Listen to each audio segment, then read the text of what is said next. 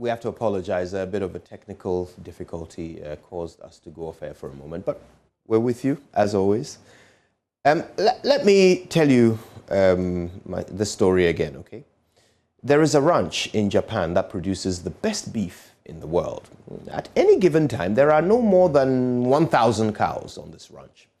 All the cows graze in the same valley, and every single plant, every blade of grass in that valley is known, catalogued, and deliberately cultivated by the owners of the ranch. The water they drink comes from the wells that have all been sunk within this same valley.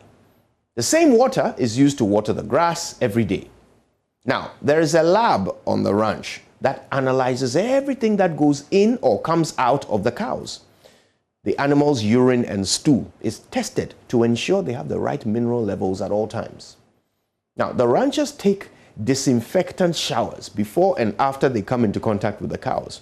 In fact, an automated system of gates and alarms have been installed to automate the movement of the livestock in and out of the grazing areas, just to minimize human contact. They have created a system that is so regimented and have paid so much attention to what goes into their products that their beef tastes exactly the same, no matter which cow it comes from. They put the time and money and research to ensure that the very best goes into their beef. So their beef is the very best in the world. Now, I came across the story of this ranch when I was doing some research on nomadic farmers and all of that. I confess I was utterly fascinated by the simple idea of producing quality food by feeding it quality food. There were other examples, chickens that were fed the very best quality corn, pigs that ate nothing but apples, oats, and mint leaves. So many illustrations of the simple universal truth that if you put in the best, you get the best. If you know anyone who owns a high-performance car, just observe how they treat the car. They service it regularly, like every few months. They change the parts and the oil even when they are not yet due for change. They buy the best quality tires, the most powerful ceramic brakes, and they never fill the tank with regular fuel. It's always the high-octane option for their precious rides. As a result, their cars are always running at their optimum levels, giving the owners the very best performance for the longest time. They put in the best, and so they get the best. My dear friend, this simple principle applies to you and me also. But it's sad to see how much we disregard this rule, even as we claim to be on a quest for success. They say, you are what you eat, right? It's not just a clever saying, it's a scientific principle. How many of us dream of excelling in one field or the other, but have never even read a single book about it? How many of us have every intention of going to heaven, but haven't opened our Bible or Holy Quran or whichever book we live by in years? How often do we stare at our overspilling midriffs in the mirror and promise to eat healthy, only to step right out of the house and have banku for breakfast? How many times have we declared our national aspiration to upper middle income status while we continue to borrow ourselves into HIPIC or HIMIC status or whichever applies? If you wish to be a great writer, you must read. If you wish to be fit, you must exercise. If you wish to get good grades, you must study. If you wish to be wealthy, you must save. There are no shortcuts around it. The path to success is linear. What you put in is what you get out. Now, are you a parent? Let me ask you this. You want your kids to become doctors and lawyers, right? Well, what are you putting into them? Let me share something with you that might disturb you. Children from ages 2 to 18 will watch an average of 3 hours of TV a day. Now, of all television programming, children's shows depict the most violence. Yeah, I know you heard me. A typical cartoon will depict on average 20 acts of violence per hour, as opposed to 3 acts per hour in regular primetime programming. So by the time your child is 18 and ready to head out into the society on their own, they would have witnessed 16,000 simulated murders and observed about 20,000 violent acts on TV. Now ask yourself, when you leave your future surgeons and architects in front of the television for hours every day because you are too busy working to spend time with them, do you know what you are turning them into? Are you producing the best beef in the world? Or are you letting your precious cattle graze on trash? What you put in is what you get out. This is a universal truth, my dear friends. It's as true for cows as it is for Christians, careers, and children. So today, let's all take another look at the dreams and goals we're pursuing. And if we find that we are not progressing fast enough towards them, then let's ask ourselves, are we putting in our best? My name is Kojo Youngson, and I'm a high-performance model, so only the best quality fuel goes into my tank. Good morning, Ghana.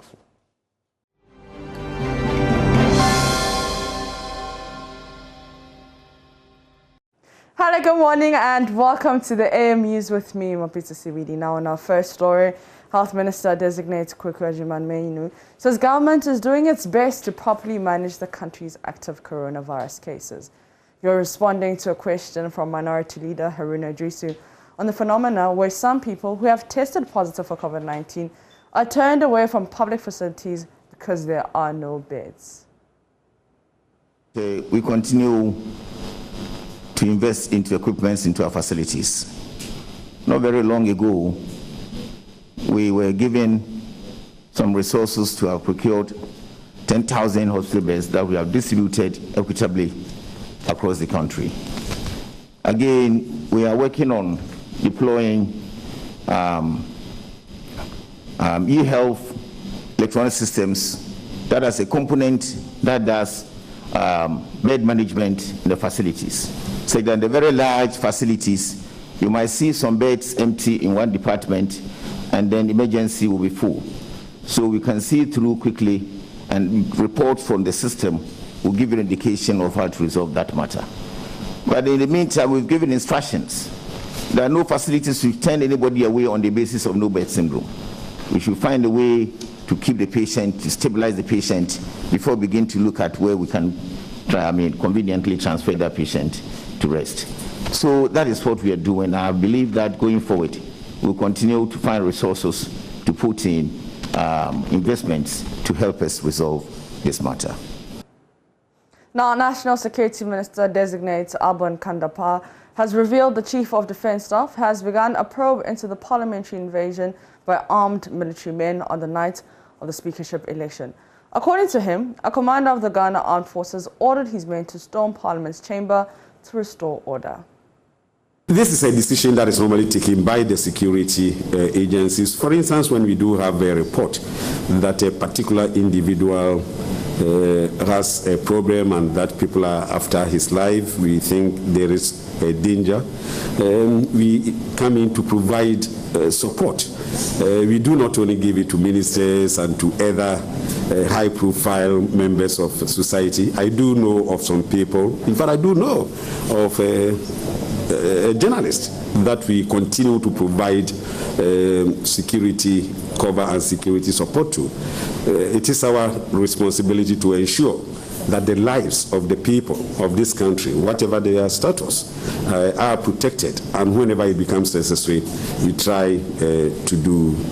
Chairman, is appreciated, but Minister, my question, is that a vote of no confidence on the Ghana Police Service established by law to maintain law and order? Nobody has a problem with the police maintaining public peace and order. Anywhere you have seen soldiers having to protect a particular individual, it is because in our assessment, the assessment of the security experts, there is the need for such support to be given to that particular person. And I'm saying you cannot do so with the police. At times you have to use certain equipment which will not be readily available, say, to the police. Are you suggesting that the Ghana Police Service is not up to the task? I mean, clearly the Ghana Police Service and the other security agencies have, in terms of equipment, in terms of men, they've never had the full complement of what it takes to provide the most effective policing in the country. That was National Security Minister Designate Albert Kandapa. Now, Imagine a couple finding out the risk of having a child with sickle cell disease is due to their genotype, AS. While this hurdle can now be scaled through the help of medical science. Inshirado has more in the following report.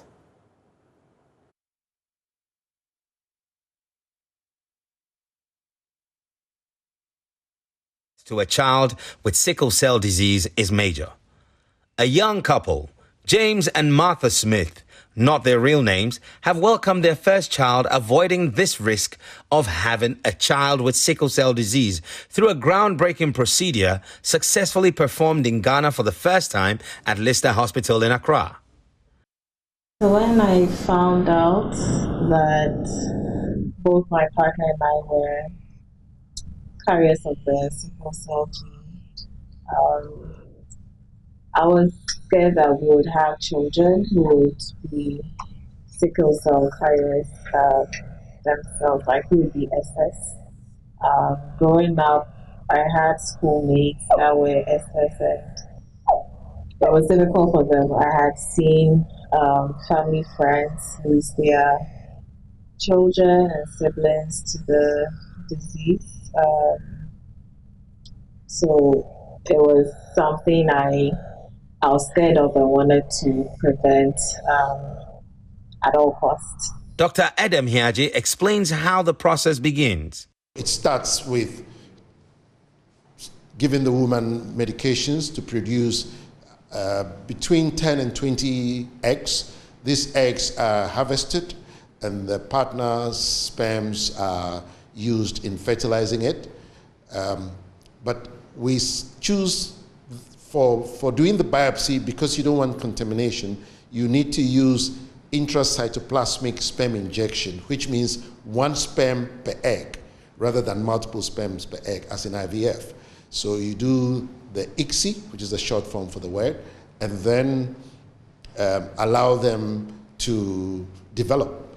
They develop by splitting into 2, 4, 8, 16, and they carry on until they reach the blastocyst stage, which is the final stage they would exist outside the body. Consultant embryologist Dr. Brian Woodward tells how the unaffected embryo is selected. Firstly, you need the equipment. So at the Lister, they've got very specialist equipment that allows us to do this very precise micro-manipulation. We're using needles that you can't see the end of with your naked eye. Very precise movements that we need. And then we have really good teamwork. That's very important because we have to take an embryo that's 5 days old. We have to pinch off some cells from the parts of the embryo that's forming the placenta. And then we have to take those cells, precisely put them through various solutions, totally sterile, before we then freeze them and send them off for assay. In the meantime, the embryos get frozen, so they're stored in liquid nitrogen until we get the result from the test, and then we can see what embryo has the sickle cell, what embryo doesn't, and then we can thaw definitely the embryo that we know doesn't have the sickle cell, and we can make a healthy baby, which is the fantastic news that I've been told today. Now the woman would have gone through stimulation, egg collection and all that, so you let her rest, and then 2 months later, you prepare the lining of the womb. This is just a single injection they take, and then take some tablets to prepare the lining, finish with suppositories. And then you now select the unaffected embryos and put them back. In her case, we had 10 embryos. 6 were affected completely, that is SS. Only 1 was an AA, and the other 5 were ASs. So we put back an A and an AS, and she got pregnant with 1 kid. More than 4 million people die annually worldwide from heat and smoke from cooking fires, and that's according to the World Health Organization. Using firewood exposes the cook to excessive heat, leading to illnesses. To curb the death toll, Nana Osei Bonsu, a former researcher scientist, has invented an easy method for preparing foods that are needed. On Tech Thursday, Love FM's Anita Sewa speaks with the man behind the innovation.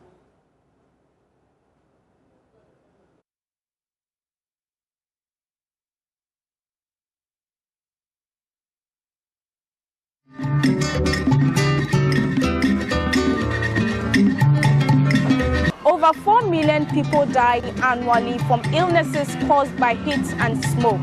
This is according to the WHO. These women are especially the most vulnerable. Imagine the drudgery in cooking banku. One day, my wife traveled, and I decided to make banku for myself. And the way I saw it, the process of kneading, I saw that it is very, very, very difficult. Osai Bonsu tells the story of how he was motivated to come up with this procedure. According to him, cooking banku requires a lot of energy, hence the innovation. Unlike kneading the dough, the non-stick bowl requires mixing the dough or powder with hot water in a saucepan to obtain the desired thickness. The bowl is then filled with a thick paste and covered. The non-stick bowl is then placed in a cooking pot filled with water. In 25 minutes, the food is ready. It comes out so easily. So initially, this is what I developed. But I saw that it is not attractive. So I contracted a firm to develop this one, which is also a prototype. In fact, they use a rapid prototyping to develop it.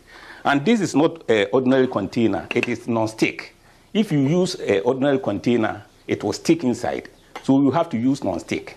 So this is a non-stick container. So currently, this is what I think you have to be promoting, because this one is nicer than this. Okay. This one, the volume is fixed. So if you do not measure the quantity of dough that you are going to use, it means it will either be less or more than needed, if you understand. And even the water, it's not like if you are kneading banku and it is too thick, you can add water. If it is if it is light, you can add more dough. But this one, once you put it on fire, that is the end.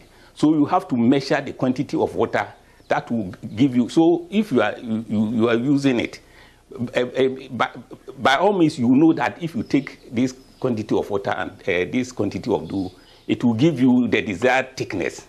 So I've seen that.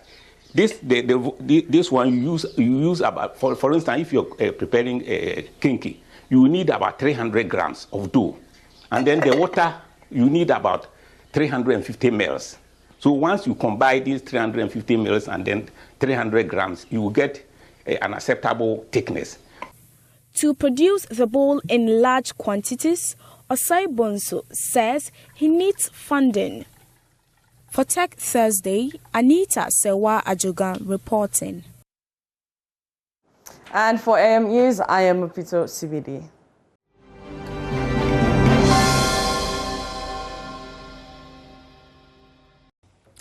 Well, a very good morning to you if you're just joining us. Thank you for joining us on the News Review segment on the AM show. What's got you cracking up, Mama V? Oh, is there some disco in the studio?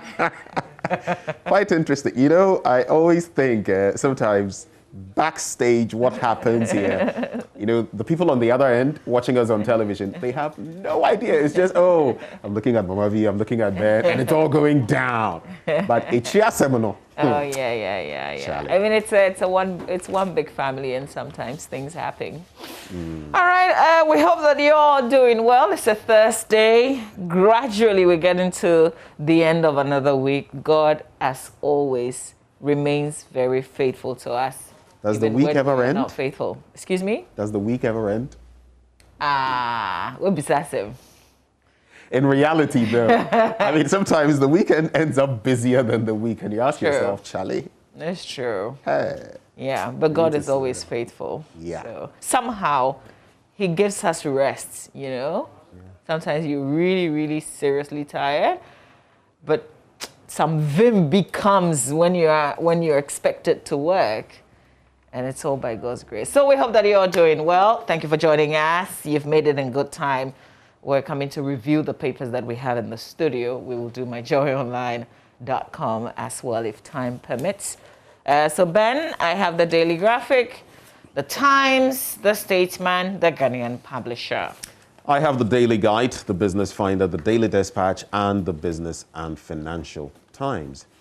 So let's dig into it. I'll start with the Daily Guide. It says, Joe Gate vouches for Dame. I'm talking here about the Attorney General designate, Godfred Yeboah Dame. Pictures there of both of them. Joe Gatti, of course, axed from the administration, right? I think he said something, was it late last year, about the possibility of his wanting to contest for the presidency. Oh, yeah. Of the MPP. I mean, I guess it was all roads down from there, because right after that, you know, whispers, and then Charlie. I mean, he was categorical. It wasn't like he was insinuating. He said he was going to do it. But he would have expected that he would be one of those who would be maintained in some way. So for him to be one of those completely taken out, well, once you've disclosed your ultimate interest, now that everybody knows that he's aiming to be president, it won't be fair on the face of it to have him occupy. But why not? Who says there are not? I mean, who says Alan Chemartin? Let's be. Have they gone to town with it? Who says Alan Chemartin is not gearing up? Who says that? Well, who says he's not? Has he gone to town with it? I mean, who doesn't know? Who is that stranger in Jerusalem or Galilee who doesn't know he's not going? Also, you can say for sure that he's I cannot say for sure. I cannot put words in his mouth. But I'm saying that within even the party, how many people would doubt the fact that come 2024 or come the year before, when any contests are held, he is not going to be one of those on the ticket? We all know it. All the studies include him. I have heard people say things to that effect, but I don't know.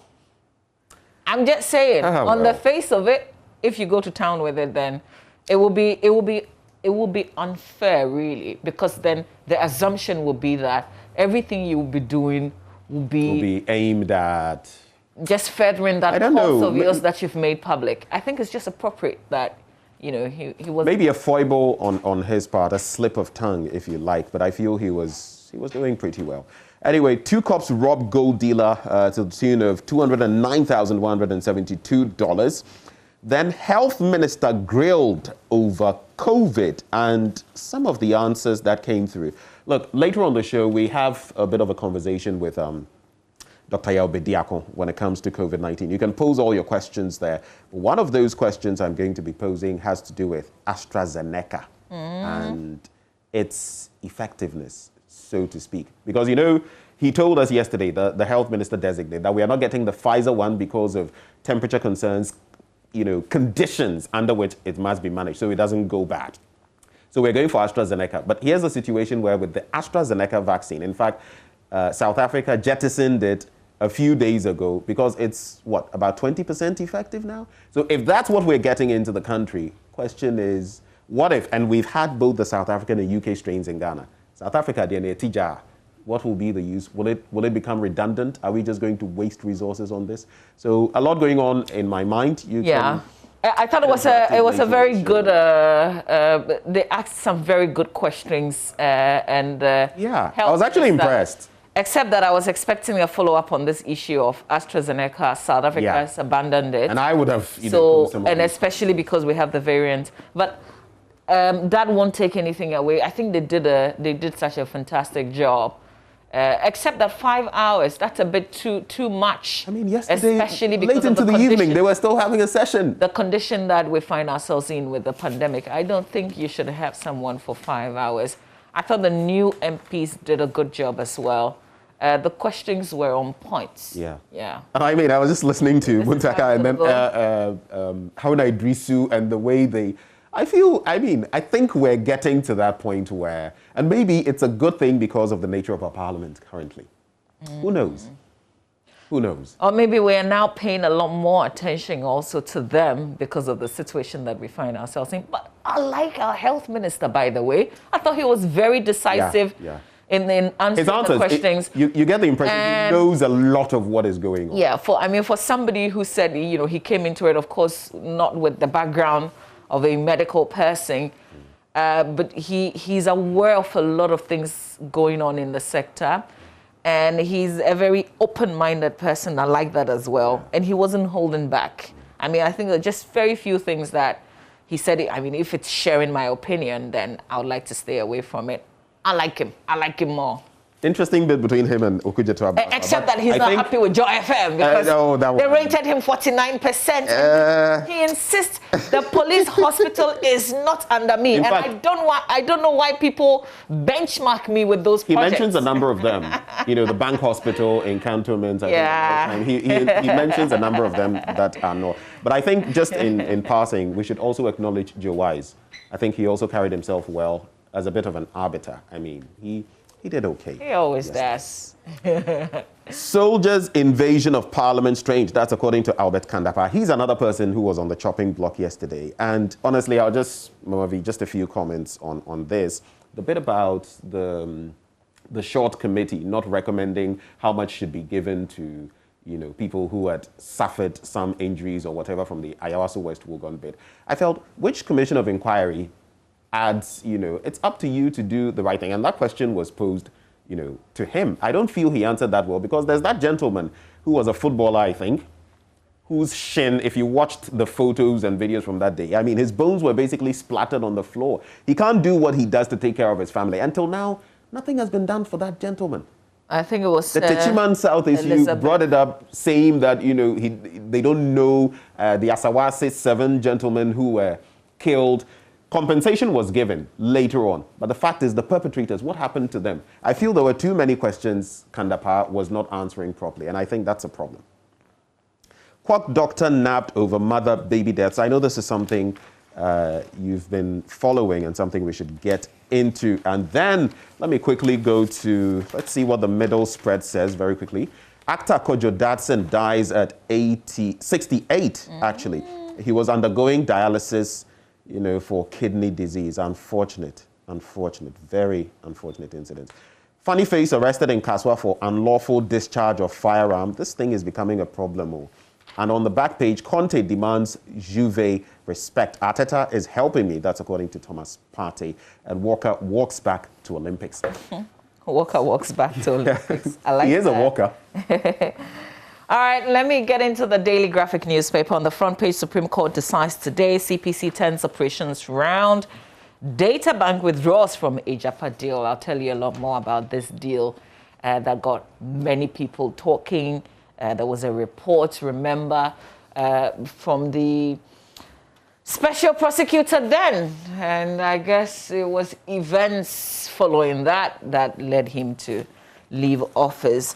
But the banner headline here, government orders 355,000 doses of vaccines. Minister designate for health discloses, adverting. Haruna trying to pin him and get him to state exactly when we should expect the vaccines in Ghana. But he gave a certain period. So mid-February to mid-March. Can I sneak in something?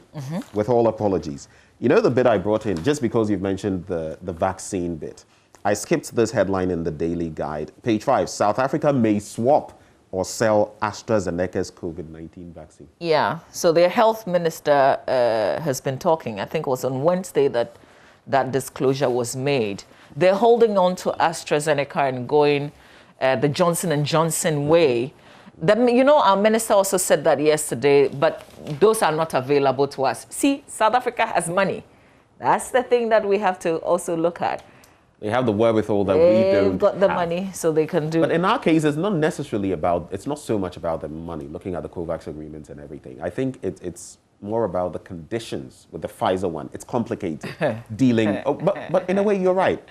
It does boil down to money. Massa.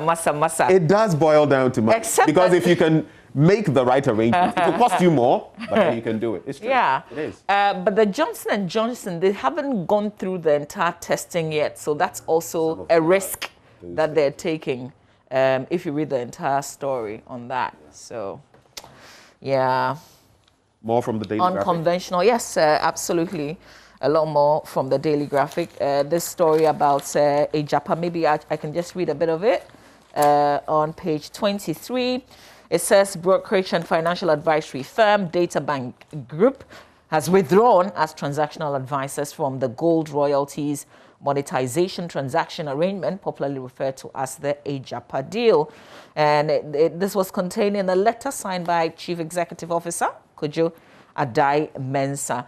So essentially, they talk about how they're very good at this, and they were doing this as, you know, to show patriotism, but some other people have twisted the facts, especially events leading to election 2020, and they are sort of bringing, you know, drawing the group into its name down, so they want to withdraw from the project. And they make the link that, of course, because its co-founder is the finance minister, that's why that conclusion has been drawn.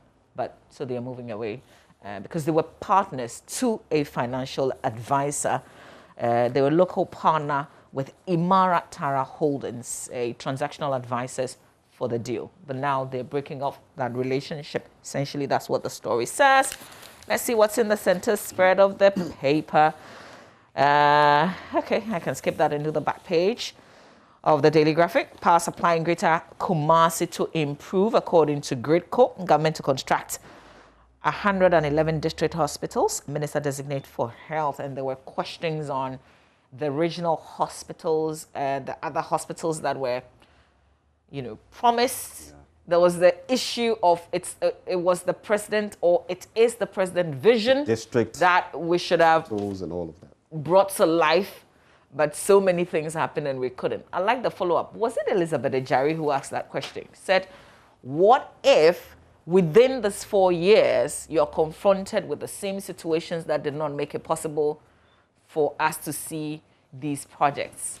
But again, that's why I said I like this finance minister. He says, I can't promise you. I cannot promise you. It's just, you know, honest with it. There's a lot more in the Daily Graphic newspaper that you can... Quickly with the Daily Dispatch now. For 16 Council of State positions, 14 chiefs among 102 candidates. And of course, you know that Mr. Francis Nyonyo wants to continue representing the Volta region. Check out that story on page 12 of the Daily Dispatch. 2020 parliamentary results, that's also in there. KB Kwanson on June 4, the explosion. Here's an interesting one. Where and why Joe Gate told Godfred Dame in 2006 that he will become Ghana's Attorney General someday. I'll just take a bit of that story. It says, on June 15, 2006, a young, dynamic and vibrant lawyer came to my office. He came to my office as a private practitioner to discuss a case in which he wanted to serve a subpoena on me in my official capacity to testify. I think I've whipped up your interest now. If I read the entire story, I wouldn't be fair to the paper. So you go and grab yourself a copy. But pretty interesting, because he prophesied, you know, that this would happen, that he would be a deputy AG and finally become an attorney general. That is Godfred Dame. And it has come to pass, some 5 attorney generals after the man Joe Gate. When you go to the middle spread, from revolution to constitutionalism, PNDC era to Fourth Republic. You can also check out the PNDC's call for revolution and its structure. On the back page, there's Abu Jinapo hands over borehole to Busuno in Damongo. So that story there as well in the Daily Dispatch. Let's do the Ghanaian Times newspaper. I'm just reading details of a story about a fake lawyer who's been grabbed by the police for recruitment scam. And let me just say, by the way, that there's some statement out which says beware of armed forces enlistment scam.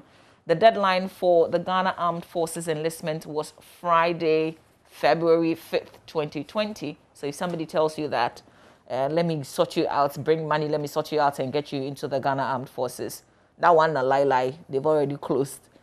And there are so many people doing this. Yeah. Before, you know, the real thing came out, I had a lot of people send me stuff. Is this true? Is this true? I had to tell them, no, it's not, until the official thing, you know, was out. A lot of people are scamming others with these things. Not just the military, the police. I mean, all of these bodies just scamming people. Yeah. So Supreme Court settles argument 4 against cross-examination of EC chair today. Western Region Police intensify public education on COVID-19 protocols, distribution of COVID-19 vaccines. Ghana procures 355,000 doses to immunize 20 million people. This story about the fake lawyer. He's a 30-year-old man who's been carrying himself as a lawyer. He met a number of people, a businessman, a cleaner, driver, and trader. And he agreed to settle some land issue related troubles with one of them and told him that. So this person actually paid, in the story, they say 7,000, okay? He paid 7,000 for the land to a certain chief. The chief refunded, gave him, I think, about 5,000 or 5,000 something. This so-called lawyer took the rest of the money and said that he will produce it as an exhibit in courts. I'm not a lawyer. I don't know what that means. So it will be used as evidence in courts. And Charlie, some of the things. So this is there's another one where he met one of those who've complained in this incident at the Kumasi Circuit Court canteen, fully dressed as a lawyer.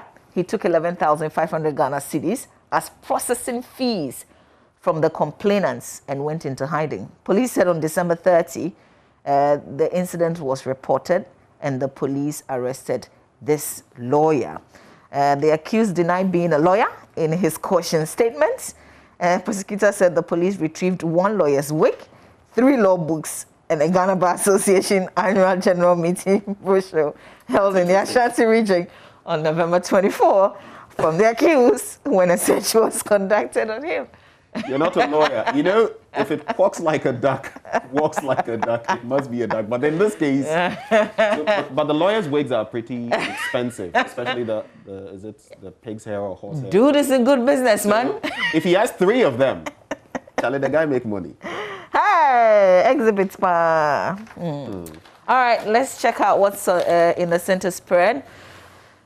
So this is the Volta Development Forum, an apolitical organization. They plan to establish farms in all districts in the Volta region as part of its agro-developing agenda.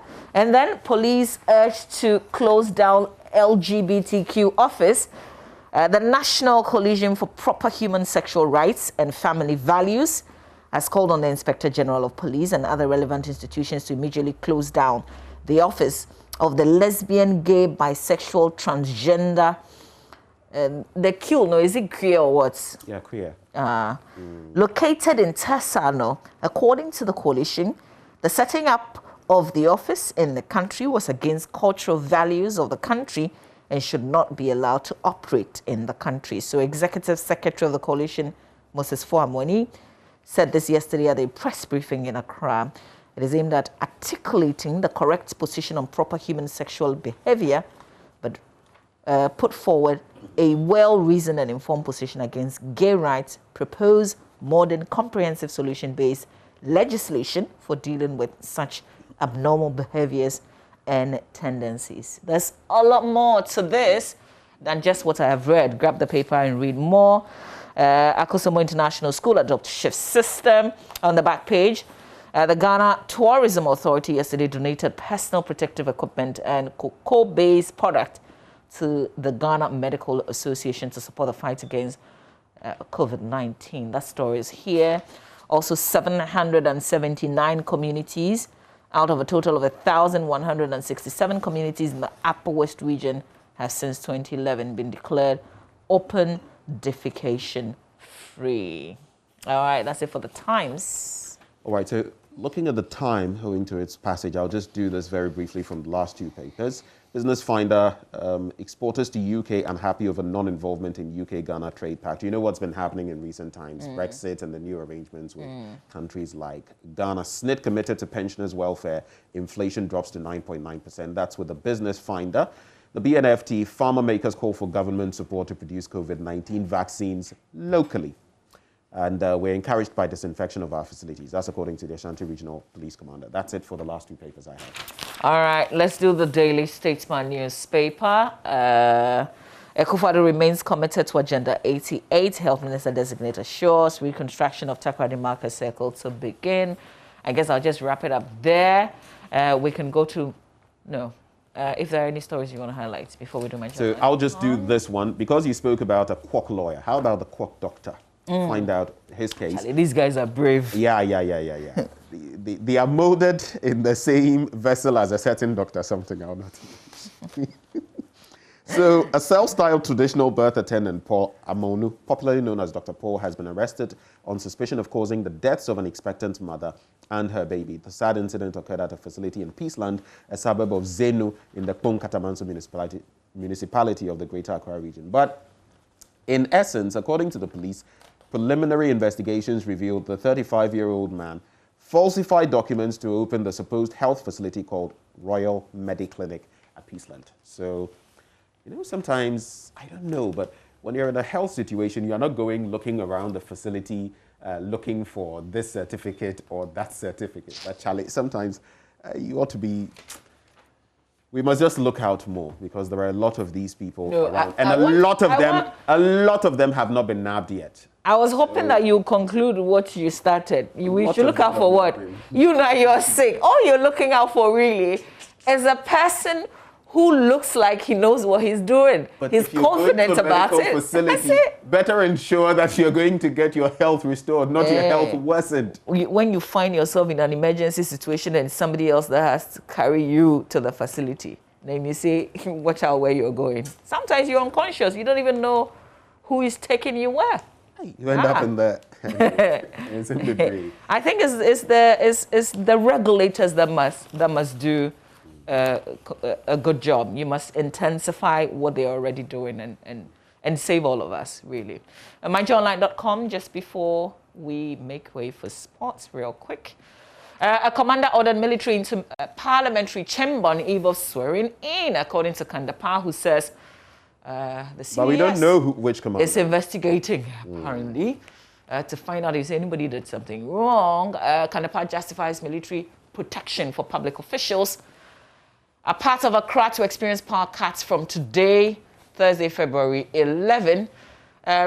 Return Bribe, that documentary that we've held on, well, the TV version. FDA lawyer goes to court of appeal, stores her injunction hearing. Please read the story. We'll tell you how many times her lawyers have gone to courts just so we cannot show that documentary. We'll see what the Court of Appeal says. The High Court is waiting for that decision from that higher court. I didn't interrogate procurement processes for KIA COVID testing facility.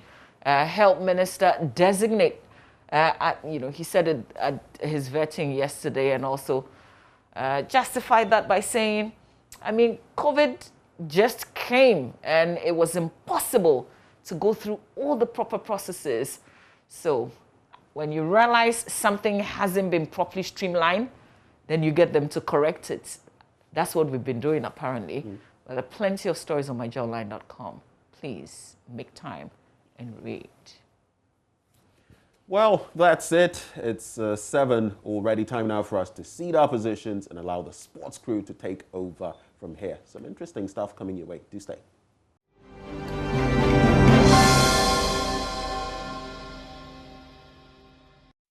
Lead counsel for the Electoral Commission, Justin Amenuvo, had already indicated to the court that he will be making a request that the Electoral Commission chairperson is given the leeway not to enter the witness box to be cross-examined by lawyers for the petitioner.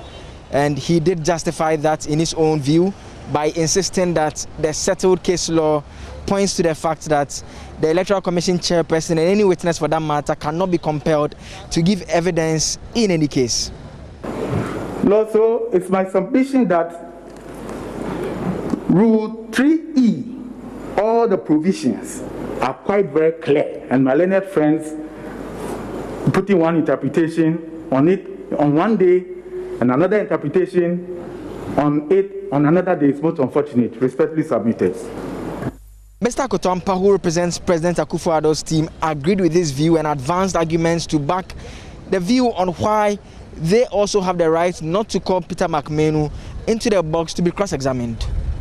Society of Lloyds versus Sir William Otho Jeffrey BT 2000 EWHC Commercial 51,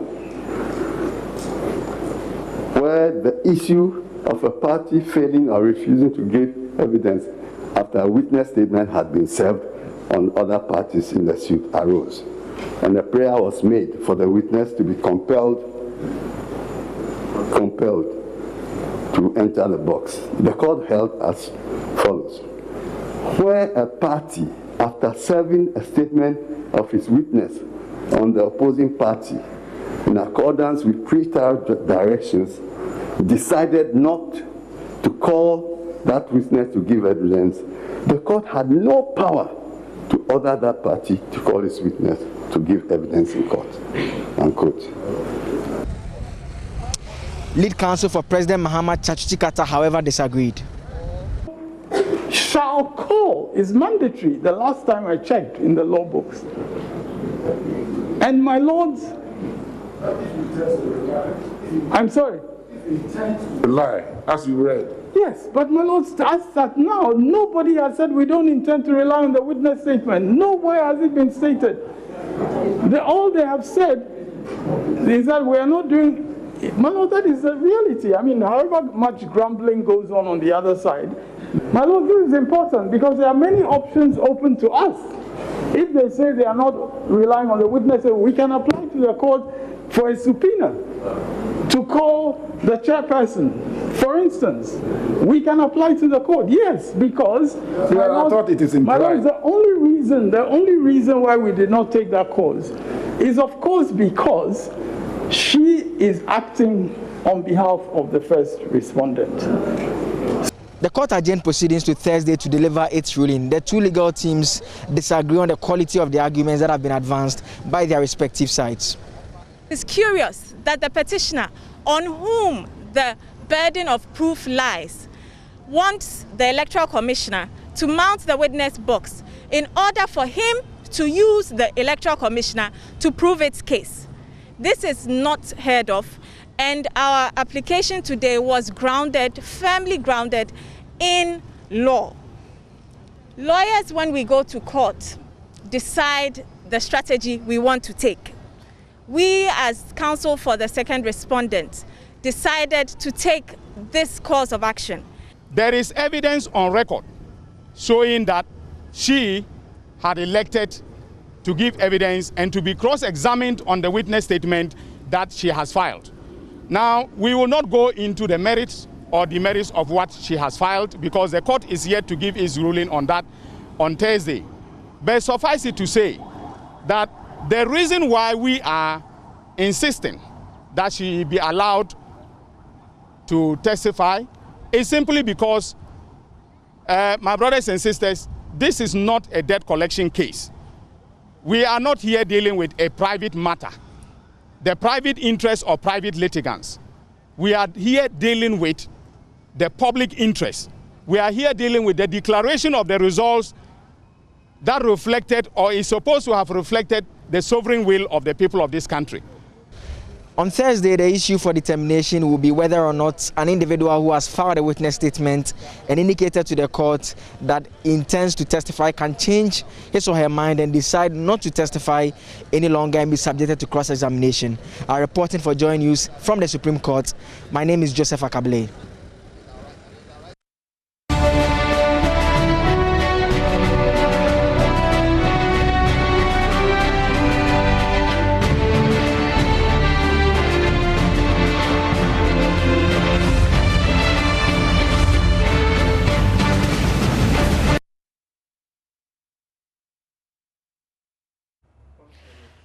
Okay, so what would the decision be?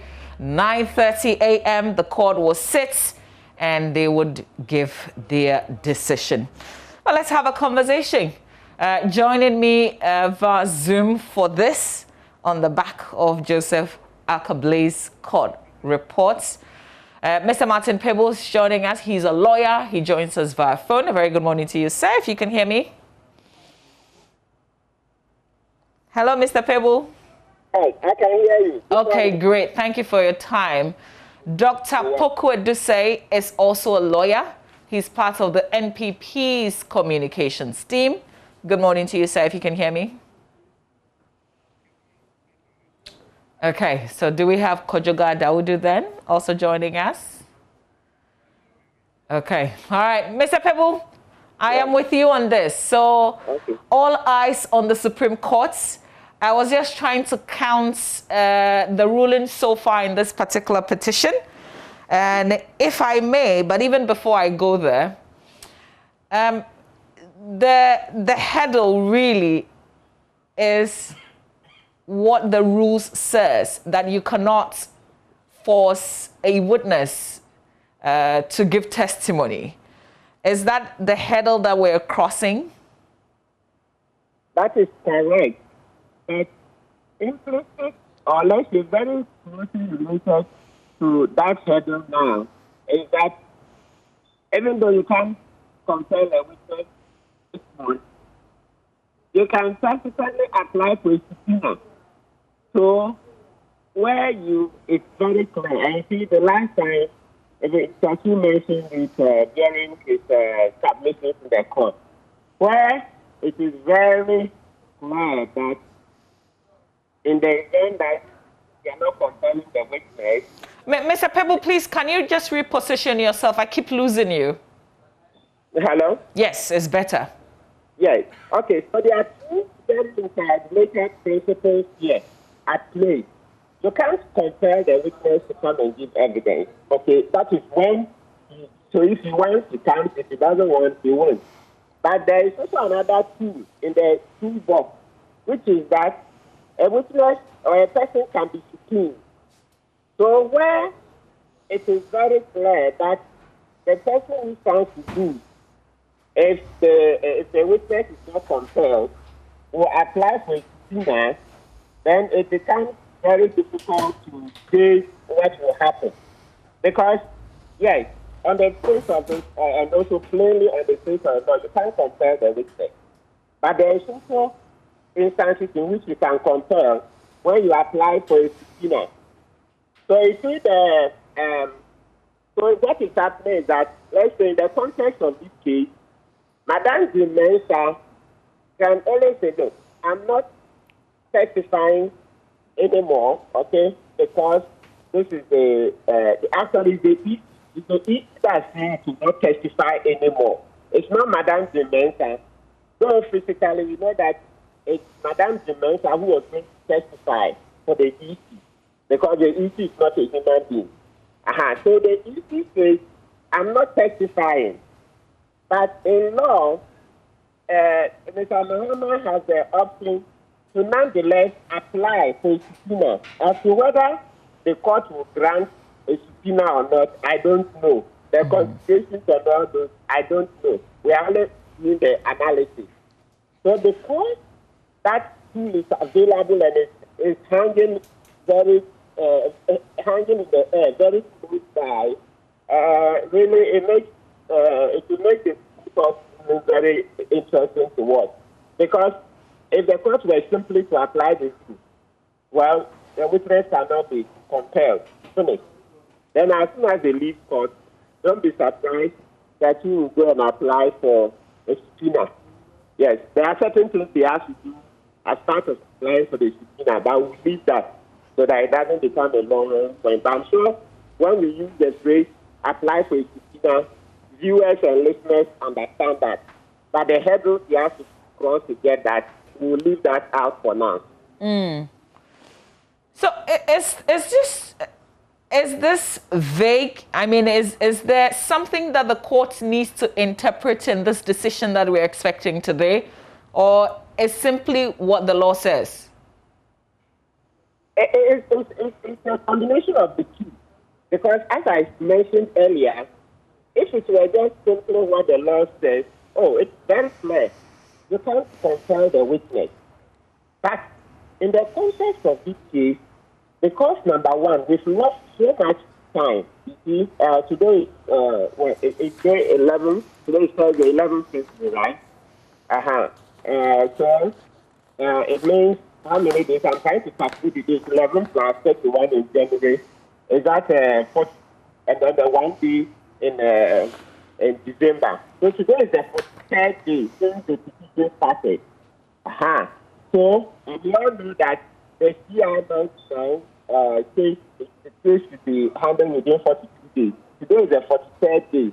So the point I'm making is that because we are hard pressed for time, you see, anything can happen because the court haven't observed the Curative submissions and all this, I'm sure it's not much on them that if they were to just simply throw out his request that Madame Mensah should mount the box nonetheless, he may, in all likelihood, also come back again that, okay, then I want to not to bring her in. So because the court is very much alive to that option that is a Curative may exercise, it's possible for the court to go down the middle of the road and say, well, okay, so the witness cannot be compelled, but maybe in the circumstances of this case, they will, order. Otherwise, then the court will just, okay, we will not order the witness to come. Then we will see what Mr. Chikata will do about his request for subpoena. Have we been faced with this kind of situation before? Not that I can remember, because in 2012, Dr. Afarijan mounted the box. There wasn't much there about it. In actual fact, Afarijan told me, if you study the record, the person who signed the affidavit at the time, it was being filed. So in this case, let's call it the equivalent of the witness statement. At that time, the person who signed was Mr. Amadou Sule. I think he was the deputy commissioner in charge of probation or something. So Amadou Sule, yes, he signed the affidavit. But when it came to mounting the box, it was Dr. Afarijan who mounted the box. That's a part. I don't remember any fanfare about Afarijan mounting or not mounting the box. And Mr. Pebble, so if this issue is decided, we know it could go either the petitioner's way or the second respondent's way. It hasn't been so much the first respondent, I beg your pardon. It hasn't been so much about the second respondent's witness. If the decision is made today and it goes in favor of the first respondent, what would it mean? Because they say they've closed their case and that the court could make a decision based on what is before it. Would we see a judgment then, a final decision on this matter of the election petition? Good. So as I mentioned earlier, if it goes in favor of first respondent, that is to say the issue, and that is to say if the court says no, we are not making any order for Madame Mensah to come and mount the board. Yes, then it means that theoretically, the next point is that the court would ask the lawyers to file written addresses. That they should put together their summary of the case and also all the legal submissions they want to make all together in one document. So it's a written submission.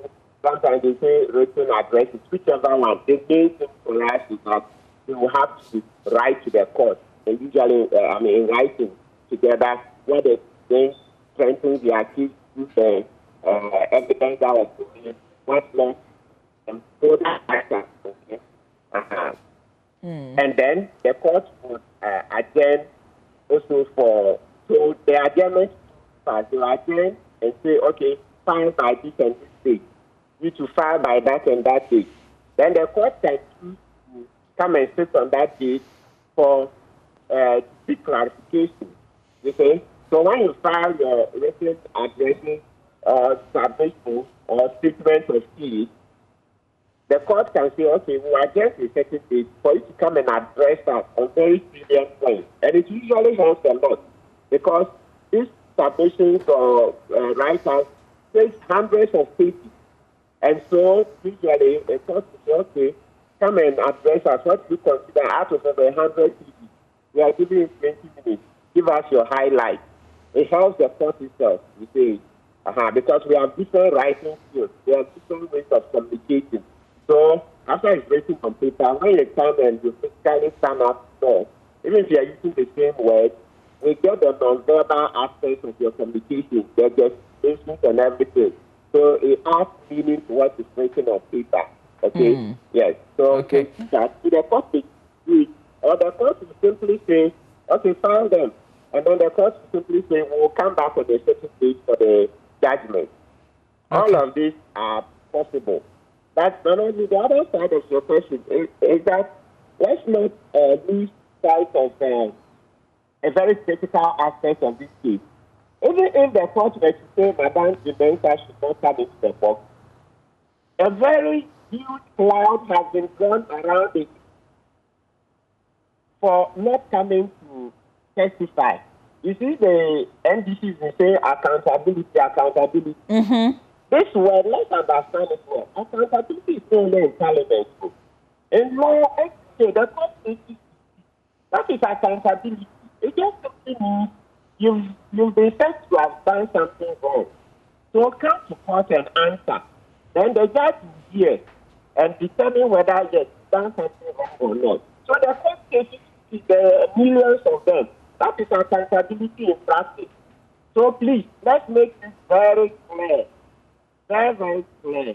Please, accountability is not limited to Parliament. Normally, tomorrow, if you were called before a disciplinary committee in your workplace, that is accountability. If a query is issued to you to answer for something you have done or not done, that is accountability. So it just simply means calling a duty bearer to answer for something he has done. Maybe in the answer, you will find out nothing wrong was done. That is the process of answering, because it appears that something was done wrongly or was not done at all. That's accountability. Okay. So the point I'm making, let me just land on it, that by answering, or not answering, now a huge crowd is involved. And remember, it means that the government is gathering momentum for the next election. And that's a huge part of this whole case, whether it is spoken or not spoken. Gathering momentum for the next election. It's not this case is also partly about. Okay, Mr. Martin Pebu, stay with me. I want us to explore the subpoena angle a bit. But I want to welcome into the conversation Mr. Kojoga Adawudu, who is a lawyer and a member of the petitioner's legal team. Mr. Adawudu, good morning. Also, good morning to Dr. Poku Edusei, who is also a lawyer and a member of the NPP's communication team. Good morning to you, gentlemen. Good morning to your cherished viewers. Okay. Dr. Poku Edusei, can you hear me, please?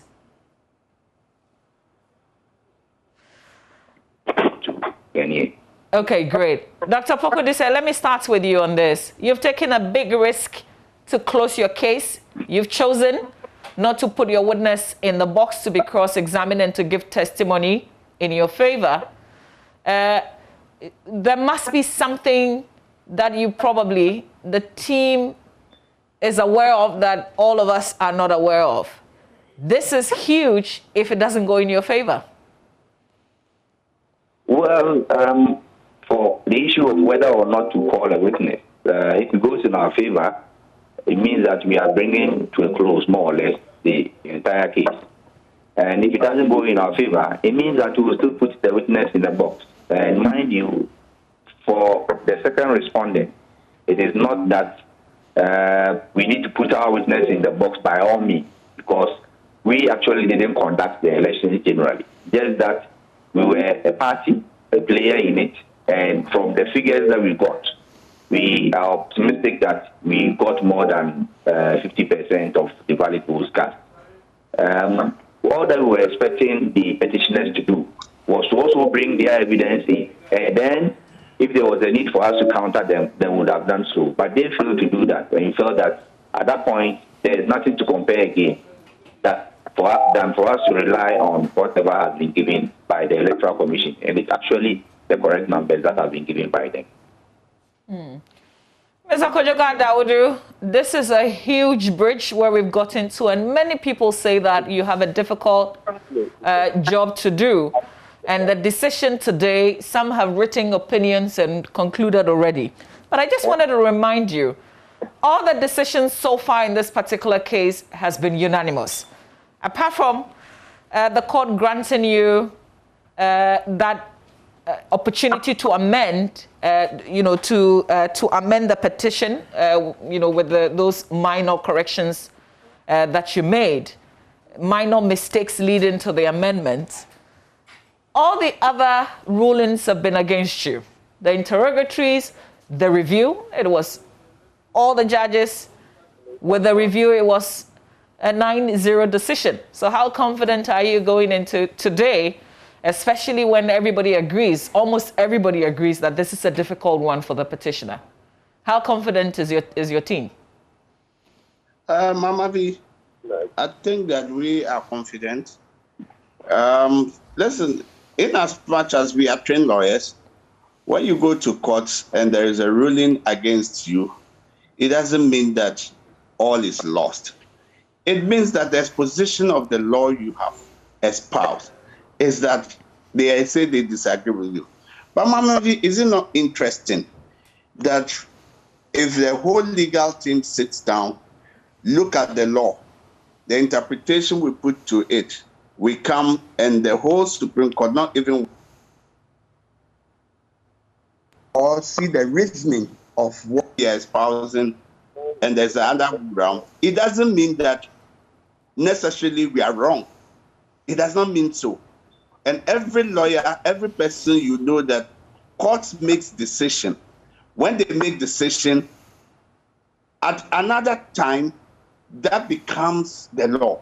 So it is not that maybe the present time, the circumstances they were saying, that is what. If you look at the interrogatories, the court itself admitted and said that, look, it can be done in cross-examination. So if you don't do it now, we can do it in cross-examination. And that's the more reason why, if they themselves have admitted and see that it can be done in cross-examination, and now it is time for cross-examination, you say, I won't give evidence so that I'll be asked those questions, which the court itself said it can be done. That is one point. So it tells you that it's not necessarily that they have, because they ruled against us, they did not see, and the request to inspect the document also, it is the same that they said, that it doesn't necessarily mean that you don't have the document, you have the duplicate.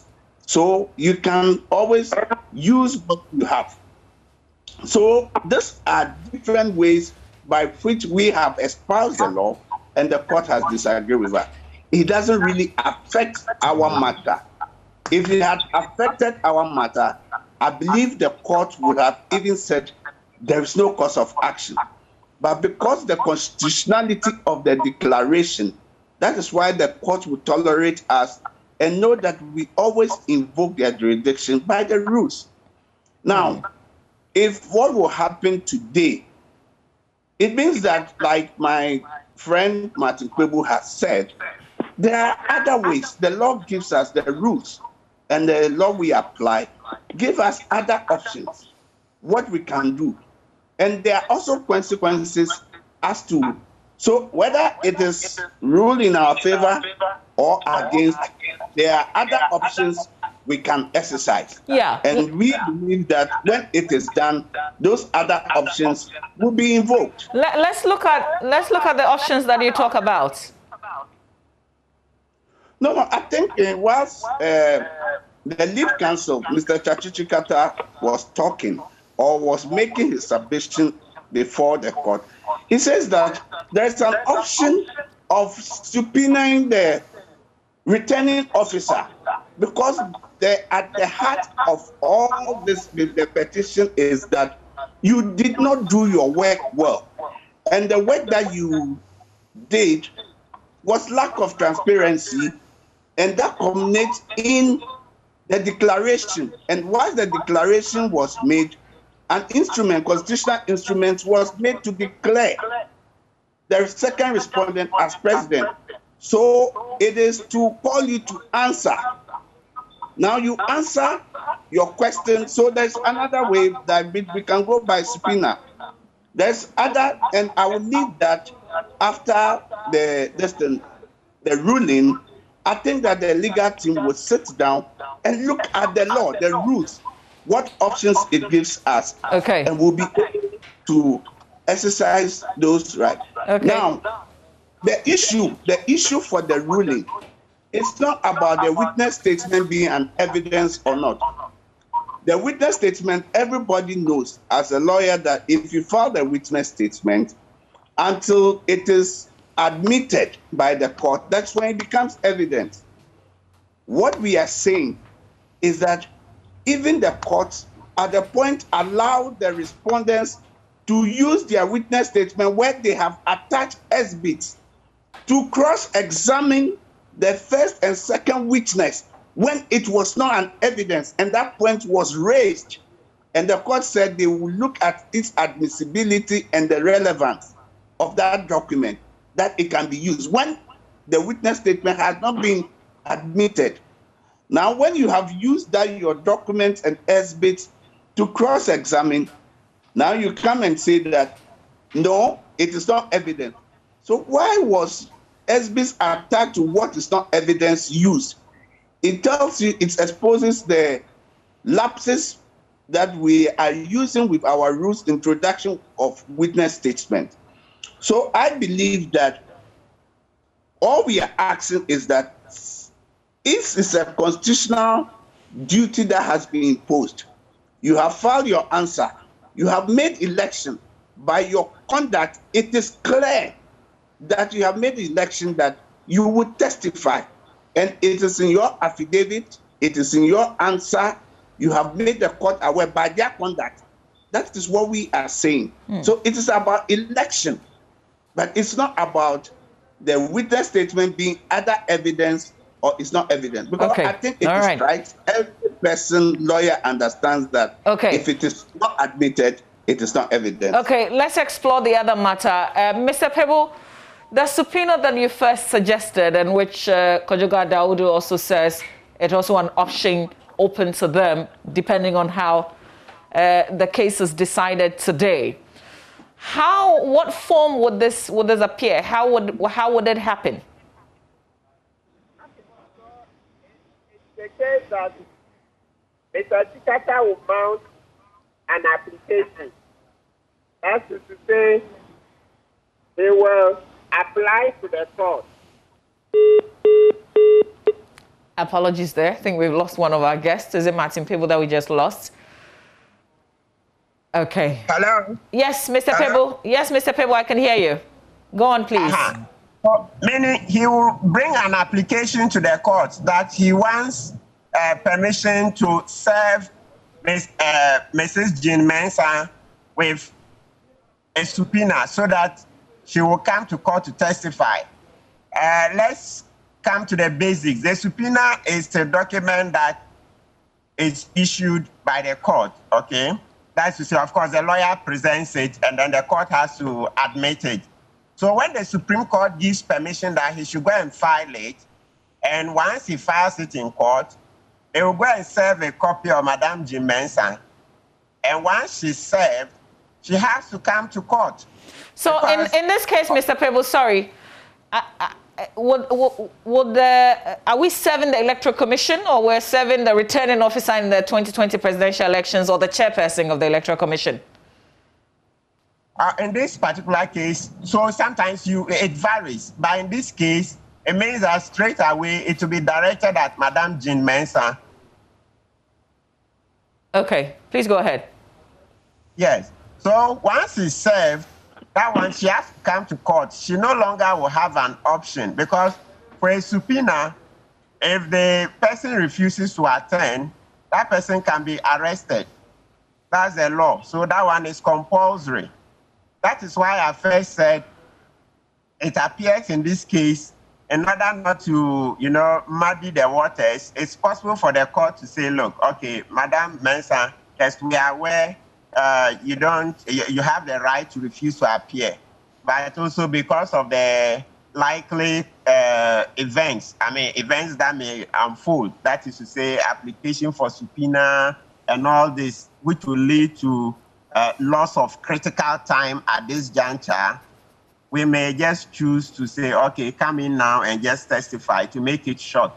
What would be the legal grounds for that? The legal grounds are that, one, the rules are interpreted to achieve speedy, and effective justice. You say, and efficiency. So all the rules of court you find, there is usually a beginning part which will tell you that these rules should be interpreted to ensure that we achieve speedy and effective justice and efficiency in the administration of justice. Do you remember in the 2016, the one Papa Kisindum, yes, took the EC to court. Yes, so you see that at that time, because of the disqualifications, they sought to disqualify him, right? So when that case went to court, even though the other contestants had not yet come to court, the Supreme Court looked at it and said, look, even though other persons have not come, in order not to lose time, we will order that the EC should give everybody an opportunity to rectify. I think there were some mistakes in the filling of the forms. You remember? Yes. So the point I'm making is that it was Indum who was before the court. He had not yet, the others had not come. Nana Kunedu was battling hers, and then there were other contestants who were also, railing about the EC being unfair to them, okay? Yes. So the Supreme Court looked at the circumstances on the ground and said, look, even though we have only Indum here before us, we are making an order that all the other cases which are likely to come to the Supreme Court in case the people are not happy, look, EC, just give all of those people an opportunity. So the Supreme Court abated several cases coming before it, so that each contestant will bring his case. Each contestant brings his case, then we lose time. Okay. So the court has shown there are other examples in our history. Sure. So yeah, Mr. Pebble, this one is clear. How about the grounds for the subpoena in this particular matter?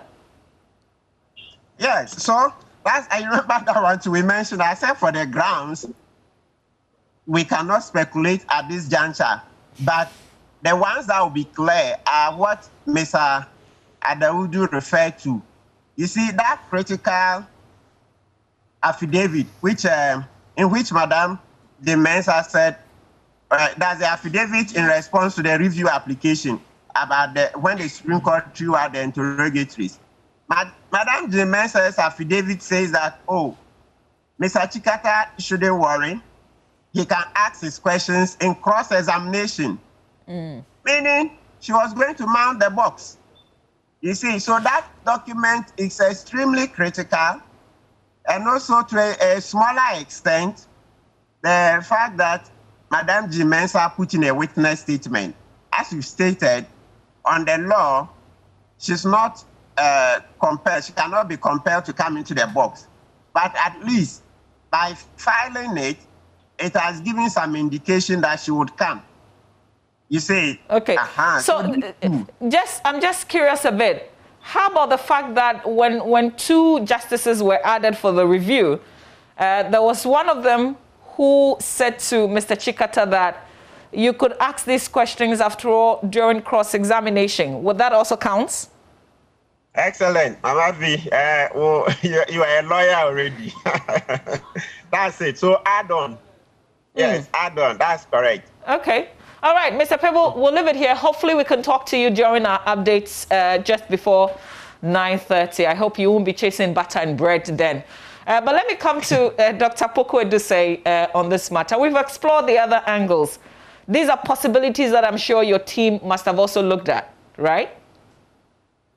Yes, we have.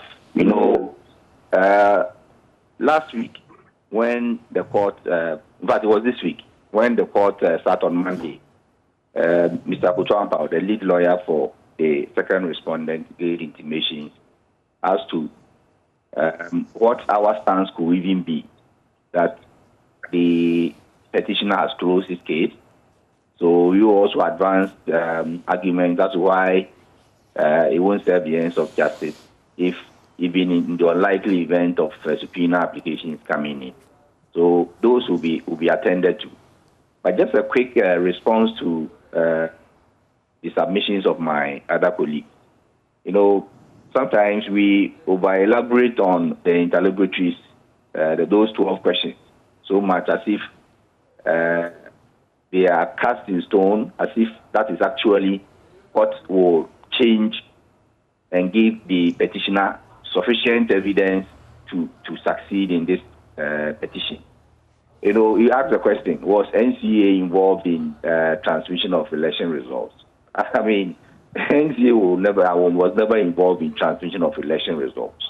So these kinds of questions... Yeah, but you are not the Electoral Commission. Wouldn't it be good if the Electoral Commission answered that? So it's a question which is even at large, and it won't elicit any evidence that will aid their case in any way. So they should not bang their hopes so much on those 12 questions, as if it is a question which is like the Ark of the Covenant, that as soon as you bring it, all your enemies will scatter, and the entire thing will inure in your favor. It doesn't work that way. When they were coming, they had every opportunity to put in all the witnesses, to put in information in terms of the pink sheet they had in the 38,611 polling stations, and plus the social voting of, I think, 311 or so polling stations. They had all those evidence. So if these pink sheets have been brought, or indications of them as to what is contained on each has been brought, it will just be about tallying to know whether Mr. Mahama got 48.9, and therefore the president didn't get 50 plus 1 vote. I mean, it would have been so straightforward for everybody. But it is the paucity of evidence that they have submitted.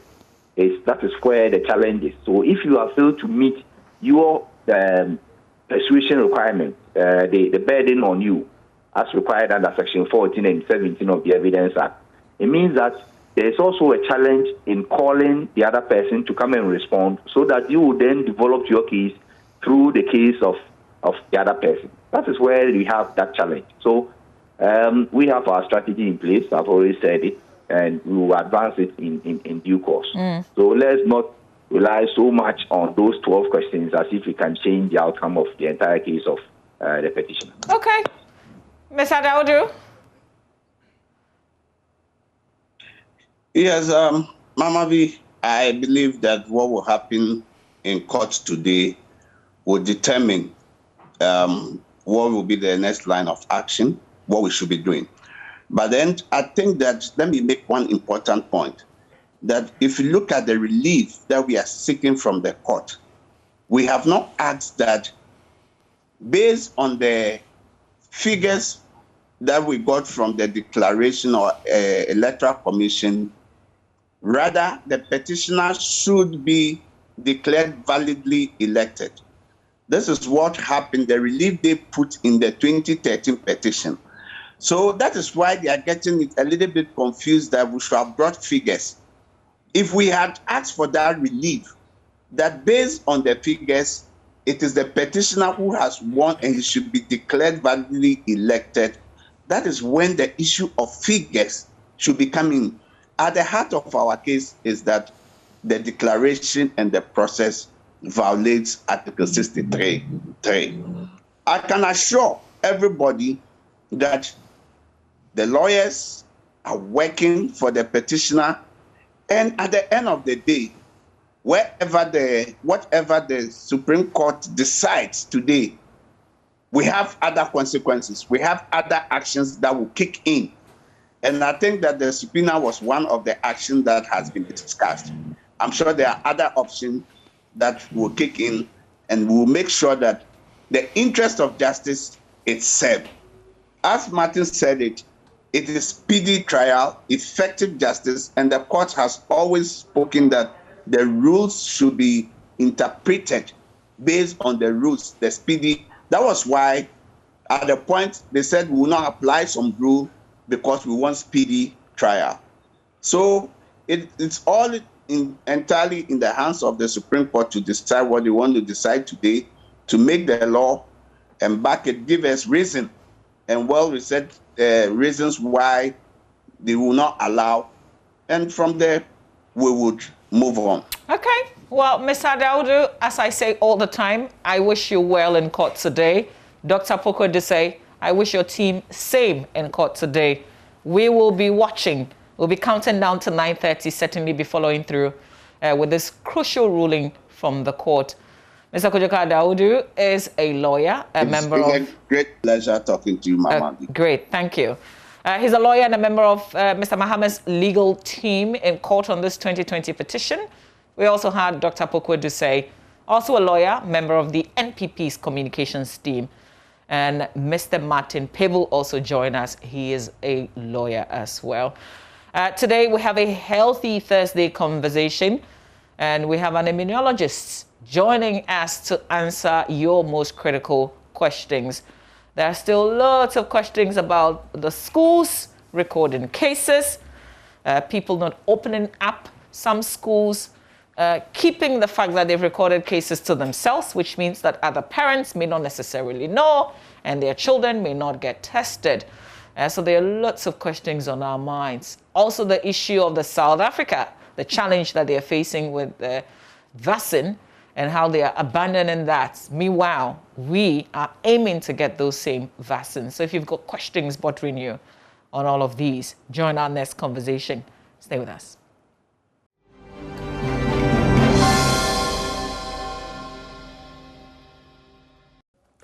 Thank you for staying with us. It's always a joy to have your company. We appreciate you. On this next leg of the AM show, we talk COVID-19, but from your perspective. What are your questions? What are your thoughts? What are your concerns? I mean, does it have to do with vaccines? Does it have to do with children contracting COVID-19? What do you think as a parent whose children are back in school? When it comes to COVID-19, do share with us this morning by calling that number 0302-211-691 extension 2. It will be rolling on your screen shortly. 0302-211-691 extension 2. Do share your thoughts with us. Today, it's a Q&A session, and we're offering you that opportunity to ask the experts. That's our hashtag this morning. Hashtag Ask the Expert. And the expert we have in the studio this morning, Dr. Yaw Bediako. He's an immunologist and research fellow with WACBIP of the University of Ghana. He joins us this morning. Doc, a very good morning to you. Good morning. You know, that smile of yours, sometimes it just gets me. Oh, yeah. But you know, even with the mask, when you're smiling, it's pretty visible. But thank you so much for coming back. Thank you for having me. Right before we kickstart the conversation, though, I just want us to take a quick look at this video. I'm bringing it up because it raised a lot of issues, a lot of concern for me. Just take a look at it. It's very brief. Take a look at this.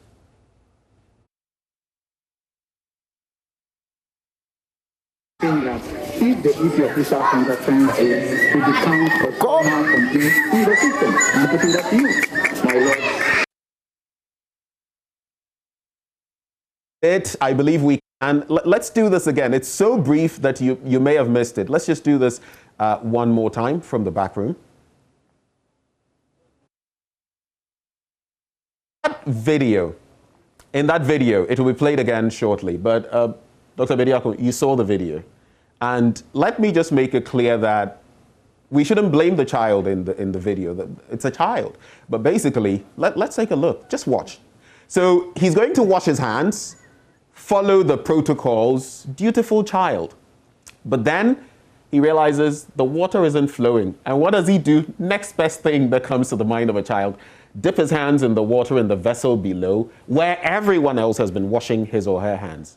And I mean, that could have been Corona right there or something that he just dipped his hands into. Your quick thoughts? I mean, I think it shows the challenges you have in enforcing these restrictions. I mean, these are children. Actually, you think it's kind of a smart thing he did. I mean, as far as he's concerned, I need to wash my hands. There's water there. Yeah. And this is why, you know, enforcing these restrictions and providing these measures in schools provides a bit of a challenge because clearly the Veronica bucket was empty. Maybe a lot of children had come and washed their hands previously.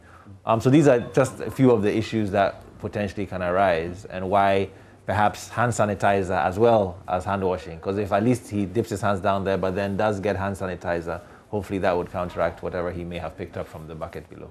Right. Anyway, so let me just insist on this. The numbers, you can start calling them. This session is all about you. I have my own questions, but I know you have yours too. So do share with us and let's dig into them. Sometime last year, I heard, pediatrician and, infectious disease expert, Dr. Jocelyn Damick, talking about children getting COVID-19. This was, to be fair, this was somewhere in April. I mean, just around the time when we're getting into a lockdown and all of that. But her take at the time was that there was no proof or evidence for mother-to-child transmission of COVID-19. But here we are. We've seen a lot of children nowadays, you know, in recent times, I should say, go down with COVID-19. Some of them only months old, some of them even days old. What is the real picture when it comes to children contracting COVID-19? All right. Yes, I think you're right. In fairness to Dr. Damia, early on there was limited data available on anything about COVID. Now we have a bit more information. It is true that COVID does appear to preferentially affect older people. So elderly, people with underlying conditions appear to be more affected by severe COVID. Children are still less likely to present with symptoms, not meaning they can't get infected, but it appears that they may not get as sick. But it is it's a numbers game. So proportion-wise, in the US, I think currently maybe 12% of cases are of children. So that means, 88% of the cases are in adults. But what's our case in Ghana? I'm not sure. I mean, in Ghana, the challenge we have obviously is testing, right? So we typically, our testing strategy revolves around symptomatic cases. And since children are less likely to be symptomatic, we're probably missing a lot of positive children. But even if it is something similar, maybe 10% of cases are in children, or maybe even less, the issue really, I guess, as a parent is if your child is one of that 10%, it doesn't really matter anymore. So I think currently the picture is that on the whole, most of the people who have been afflicted with severe disease have been adults, but there have been cases, in Ghana of children getting very sick with COVID and dying. So it's not that children are entirely immune or protected. I don't think that is what should be assumed. But I would say that it is still the fact that the people who are most at risk of COVID are adults and elderly people. Right. The number still remains 0302-211-691 extension 2. Do call. Let us know what your thoughts are. Great. Okay, so we have Ernest from Bibiani on the phone. Ernest, good morning to you. Thank you for joining the conversation.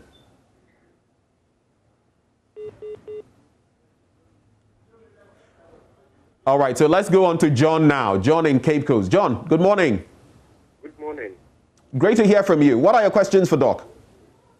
Yeah, my question is, first one, is it right after a school of 41 people have been infected in a school, is it right without testing all of them, authorities to tell us that they have just fumigated the place?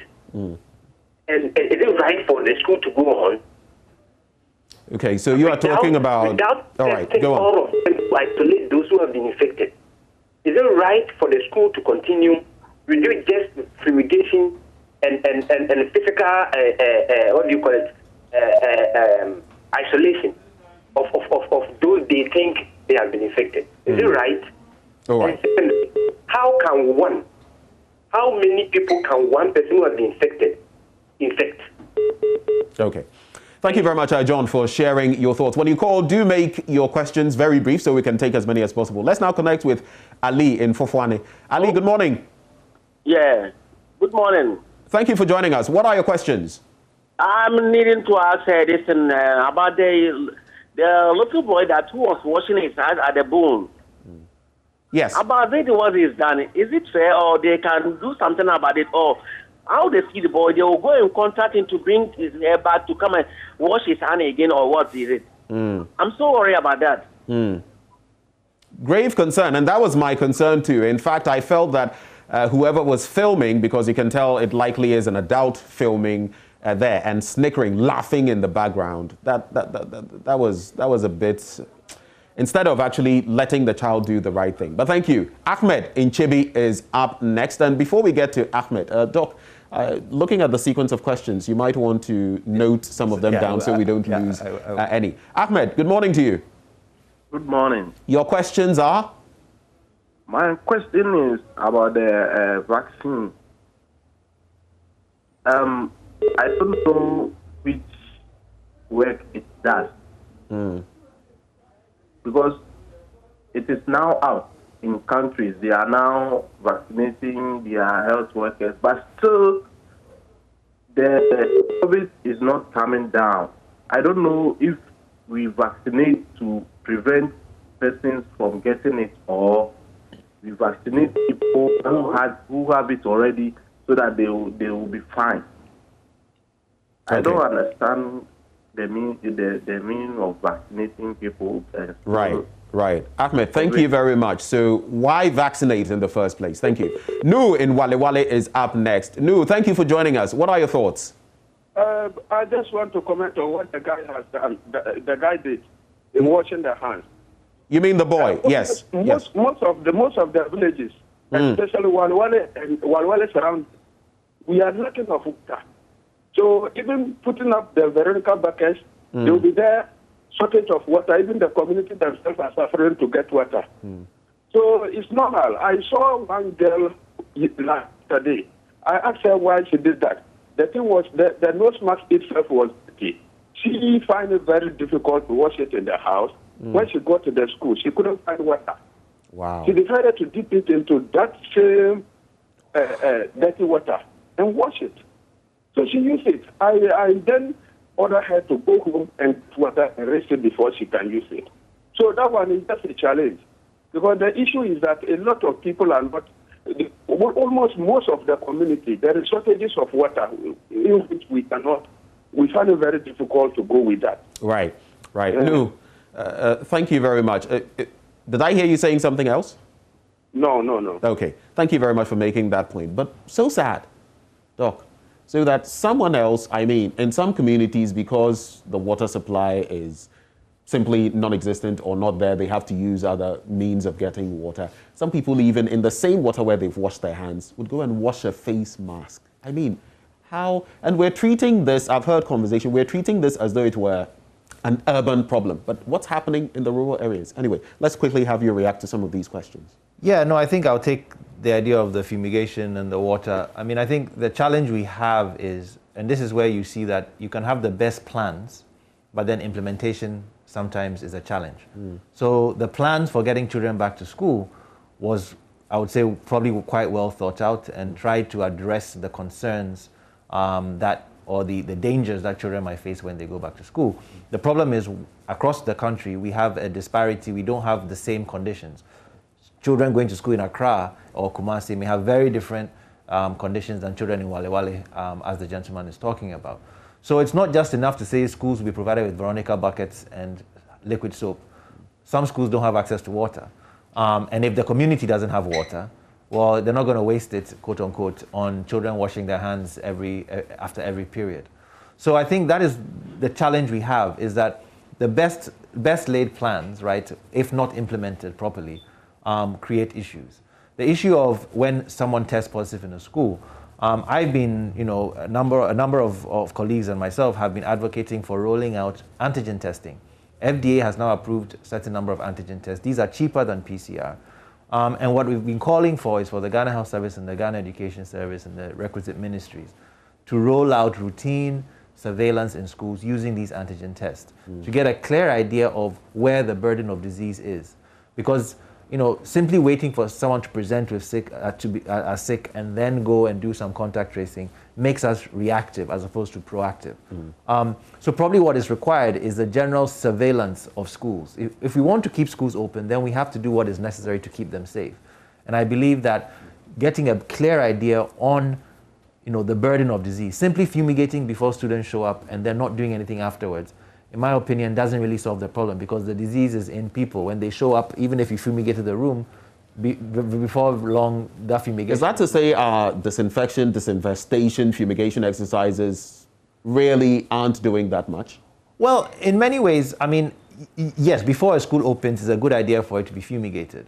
But if you think you've done that and then you've solved the problem, that you're mistaken, because when the students report, from wherever they come, if any of them were infected, that fumigation now doesn't mean much. Becomes useless. Yes, so you need to continue. The idea is, over time, you need to continue to have ongoing surveillance. You need to continue to have ongoing testing, random testing, to get an idea of the burden. And then you can divert resources away from places that don't have high burden and concentrate in places that have a higher burden. So taking our feet off the pedal when it came to testing, identifying, testing, contact tracing in the West, and now trying to go back. That's been a problem that has hampered our. Now we see the numbers. Well, I think now we've opened schools, we've got more people that require testing, right? So if you're focusing even on just school children, now they're no longer at home, they're in school. So we need to think of a strategy to continue to routinely have an idea of where the outbreaks are, deal with them so that they don't spread further. 0302-211-691 extension 2. That's how you can reach us. 0302-211-691 extension 2. Very quickly, there was a question on vaccination and the essence of it, basically. There was a question on that. So, yeah, I'm very happy the gentleman asked that question. As an immunologist, you know, my life's work is trying to find a vaccine for one thing or another. The reason we vaccinate is to protect people from ever getting a disease. Simply put, a vaccine primes your immune system to sort of remember a pathogen or a virus or some disease-causing entity, and in such a way mount a response when it is actually confronted with it. Our immune systems are designed and have the capacity to remember exposure. So once you are infected with something once, you remember it, and the next time you're exposed to it, you have a much better response. But normally you'd have to get sick first to develop that memory. What a vaccine does is it short circuits that process where you no longer have to get sick. The vaccine will just give you a piece of whatever it is that causes the disease, and in doing so, it doesn't make you sick, but allows your body to mount that memory response so that if you were to encounter it, you are protected. So in short, in simple terms, vaccines are administered to people who are not immune in order to induce immunity, in order to induce protection. Right. But just on that bit, vaccines are not supposed to make you sick, but we've seen instances where in some cases they do make people sick, and that has been a concern even now. What would you say about that? Yeah, I think vaccines we have, from Pfizer to Johnson & Johnson to all of the ones we're seeing now, AstraZeneca. Yeah, I think I can't say this any more strongly, that vaccines are incredibly safe. Vaccines are some of the safest medical interventions known to man and are largely responsible for our survival as a species. You and I are here today largely because we were vaccinated as babies. So there's a lot of, I can't put it any other way, there's a lot of nonsense out there about, or misinformation about vaccines. A lot of it is wrapped up to look like science, but it's actually not science. Vaccines are incredibly safe. Yes, there are isolated cases where somebody has some adverse reaction, maybe an allergic reaction or something, things that could not be foreseen. But for the vast majority, well over 99% of people who are vaccinated are completely fine. We just, if you pick on the few isolated cases, people are allergic to paracetamol, right? No one is saying paracetamol. So you can't really focus on those little bits. Exactly. Right. Let's quickly connect with Yaya in Zabzugu. Yaya, good morning to you. Your quick thoughts. Have we lost Yaya? Let's try Wahab in Talensi. Wahab, can you hear me? Morning. Doctor, how are you? I'm fine, thank you. My question is going to talk about, the vaccination. Right. I mean the vaccination. The vaccination that is yet to come to the country to investing people. I want to ask the doctor, what is his position concerned about the vaccine? Is it good or bad? Because we've been seeing on social media saying that this vaccine, they are trying to wipe out 3 billion people on the world, and it's going to kill about this 3 billion is going to take from Africa because we don't have any contribution to the world. And we've been seeing doctors confirming this as a fact, planning how they are going to kill Africans. Right. Yet this vaccine is coming to Africa. We know about it. Yet government is insisting on Africa to do this vaccine. So what is it? All right. We want to know the truth. Right. Is it true or, it's not true? All right. Your point is made, Wahab. We have to make it brief so that everybody can get a bite of the cake, a little slice. Nicholas in Sunyani. Nick, good morning. Yeah, good morning. Thank you. Very briefly, what are your thoughts? What are your questions? Well, yeah, my first thought is, first one, Doc. The vaccines that they are bringing, is it for curative or is for preventive?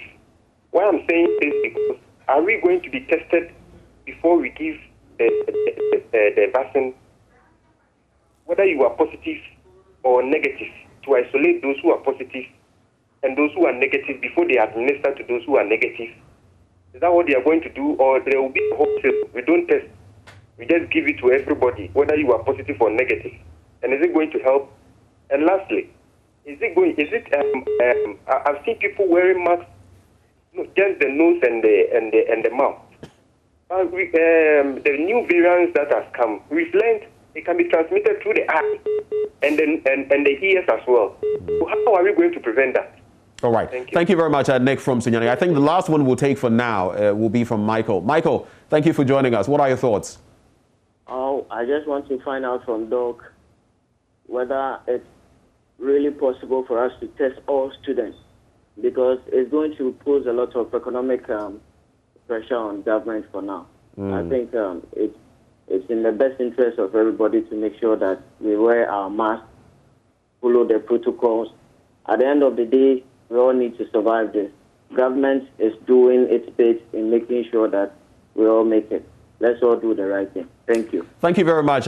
For this batch of questions, we'll just take a breather here and allow Doc to answer some of those questions.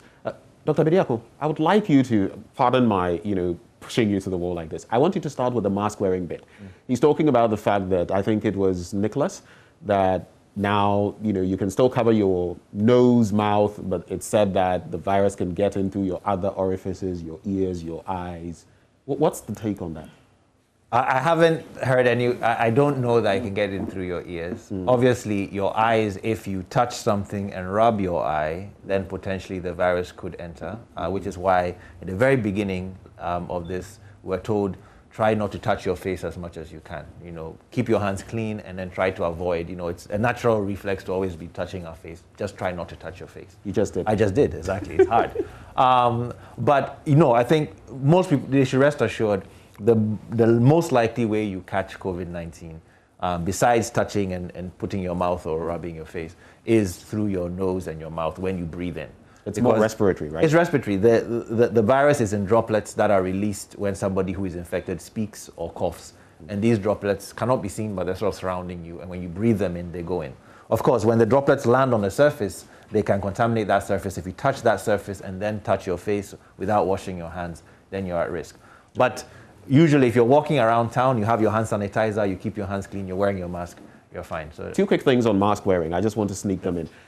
Recently, we heard Dr. Fauci of the CDC in the United States advocating, in a way, double mask wearing and even wearing your mask in a very snug manner or tight-fitting manner. Later on, soon after that, that assertion was debunked in a way. What is the reality of that? And I also want to find out about children under 2 not using masks. What's the rationale behind that? Very quickly, so we can move on to the other. I think with the children, it's just, I have a 2-year-old. Getting a 2-year-old to wear a mask for a extended period of time is a lost cause. So I think it's just about some things. Yes, it would help if a child was outside and was wearing a mask, but you just cannot get a 2-year-old to wear a mask for a long time. It may actually end up being something that infects them.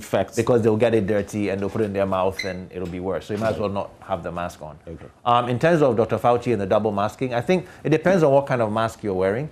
In our context, a lot of the time, given the heat, people get quite uncomfortable with a single mask. So I would say if you can wear a double mask and it makes, there's no harm in it, but if it makes you hot and so you're more likely to pull it down, to your chin to get some fresh air, then probably just wear a single one that you can keep on all the time. All right. William in Official Town, just hold the line. Let us wrap up with a few more answers and we shall come to you. William, so don't go off. So I think the vaccine concern, is it going to kill Africans? Once again, I cannot say it any more strongly. No, the vaccine is not designed to kill African people. This is the same vaccine that is, so far, over 50 million doses have been administered around the world. Israel has vaccinated 20% of their population. America has so far done just maybe 2%. This is the same vaccine. We are trying to get the vaccine. We're not getting access to it because these countries that are supposedly trying to kill us are using the vaccine themselves and are not releasing any for anybody else to get. So there's no sense in that. Like I said, just because somebody wears a white coat and calls themselves a doctor does not mean that they know what they are talking about. And so I think when people see these pronouncements or on Facebook and all these videos, Go and Google the name of this person and look them up. My name is Yabediako. Look me up, see what I have done. You can validate whether or not you think I'm a credible scientist or not. Do the same for these people who are so-called professors or so-called scientists, and make up the decision for yourself whether they are somebody you should trust. 99.9% of scientists around the world are talking the way I am talking. That small 0.1%, well, it's up to you to decide if you think they are credible versus the rest of the community of science. And just to reinforce that point on vaccines, I don't know whether you were the one I heard recently talking about the fact that in a lot of vaccine trials, people of black descent or black people don't participate. And so it makes it difficult even, you know, because you have a lot of people from other parts of the world, you know, the West, the East, Asia, and the rest, getting into these vaccine trials. So it is the vaccines are more tailor-made, but for us, we don't participate. We have this tendency to think about these theories and assume that. So it becomes problematic. How problematic can that get? Oh, I think it's very problematic. I mean, it doesn't just apply to just COVID. I mean, we have an issue where vaccine trials have historically not been representative, especially not, you know, there's been a huge disparity between the people who are involved in vaccine trials, which means that when vaccines are developed, they typically actually work better in populations of Caucasian descent than African. So actually, instead of being afraid of being part of clinical trials, we should be advocating to be included, obviously with the proper controls, the proper regulations to make sure that these trials are safe. But the idea that we should not want to be guinea pigs, I think ignores the actual point that who should be a guinea pig for us to benefit, right? This is a global problem. We should all be looking to contribute. And actually, countries like South Africa, the reason South Africa has had vaccines delivered first is because we're the only African country, or one of the only African countries, to be involved in vaccine trials. Kenya has also had a few vaccines because they were part of the trial. If we don't contribute, then we are at the back of the line. Okay, let's add these questions, assuming we still have, I don't want to keep William on the line for too long. William, are you still there? Are you still there, William? Yeah, I'm still there. Thank you. Thank you for holding. William from Official Town. What are your questions? I want to find out from Doctor whether, like, this summer, many people are having this catarrh and sore throat. And I want to find out whether we are suffering from any kind of infection. Okay, all right. We also have Brian from Tamale. Brian. Hello, Brian.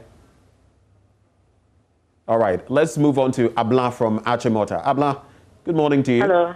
Achimota, right. From Achimota. Right, thank you for clarifying. What are your concerns, Abla? My concerns are I have a two-month-old baby. I have a 5-year-old boy. And then Oh, did we lose Abla? Hello? Yes, yes, we can hear you. Please go ahead.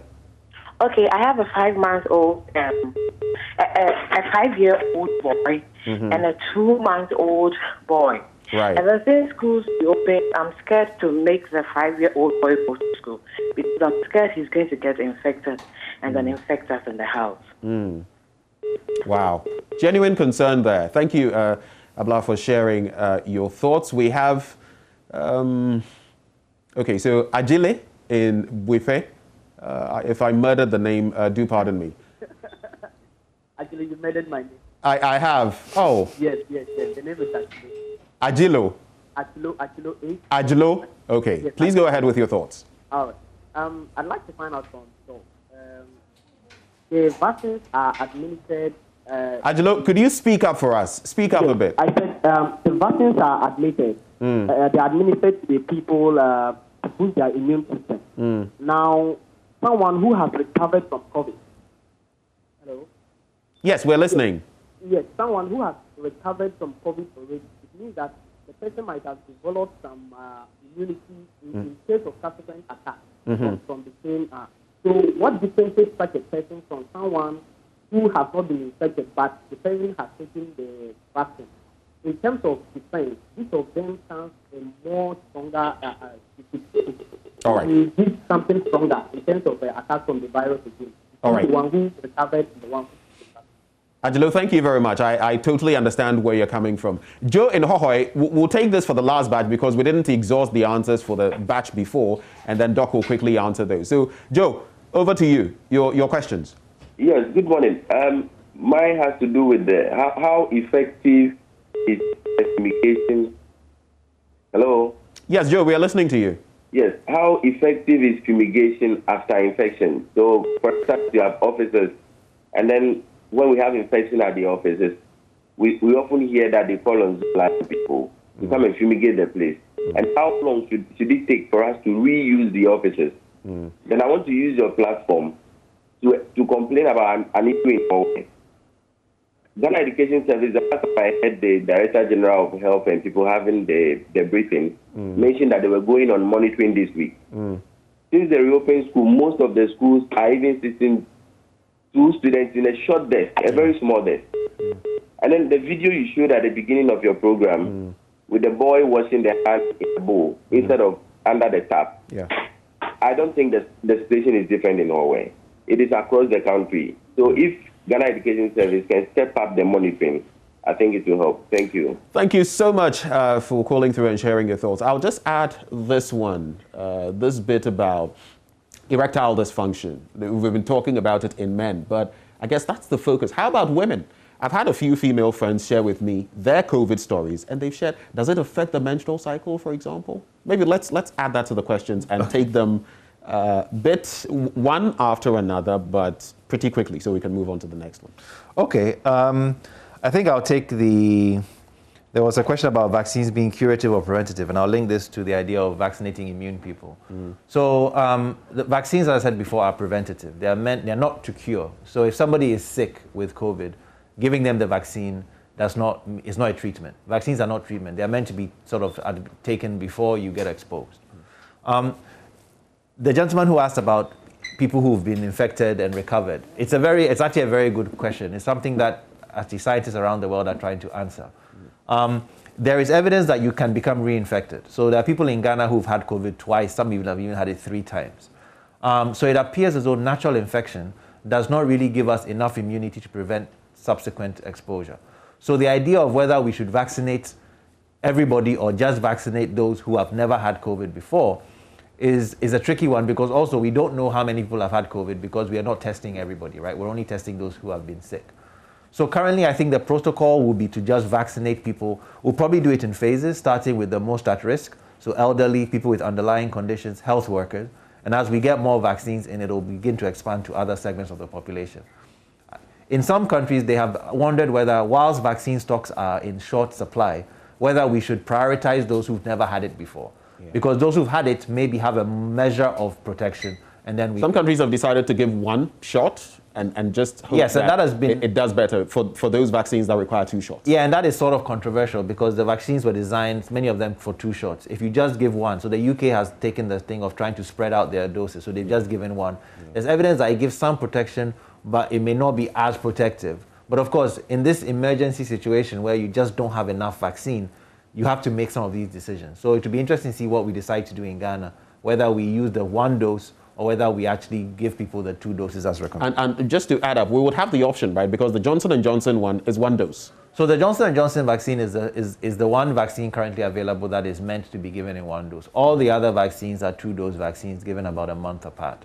So in the US, they are giving the 2-dose regimen. In the UK, they decided to delay the 2nd dose. Not that they're not going to give the 2nd dose, but they are giving as many people as they can 1 dose, and then they're going to come back and give people. Now, some people have gotten COVID after the 1st dose, so there's a little bit of concern about that. But you're weighing a lot of factors when you decide to do what you want to do. Fumigation in offices. Yes, it's important. If you've had an outbreak, the office should be fumigated. But as I said, fumigation alone is not going to really solve your problem.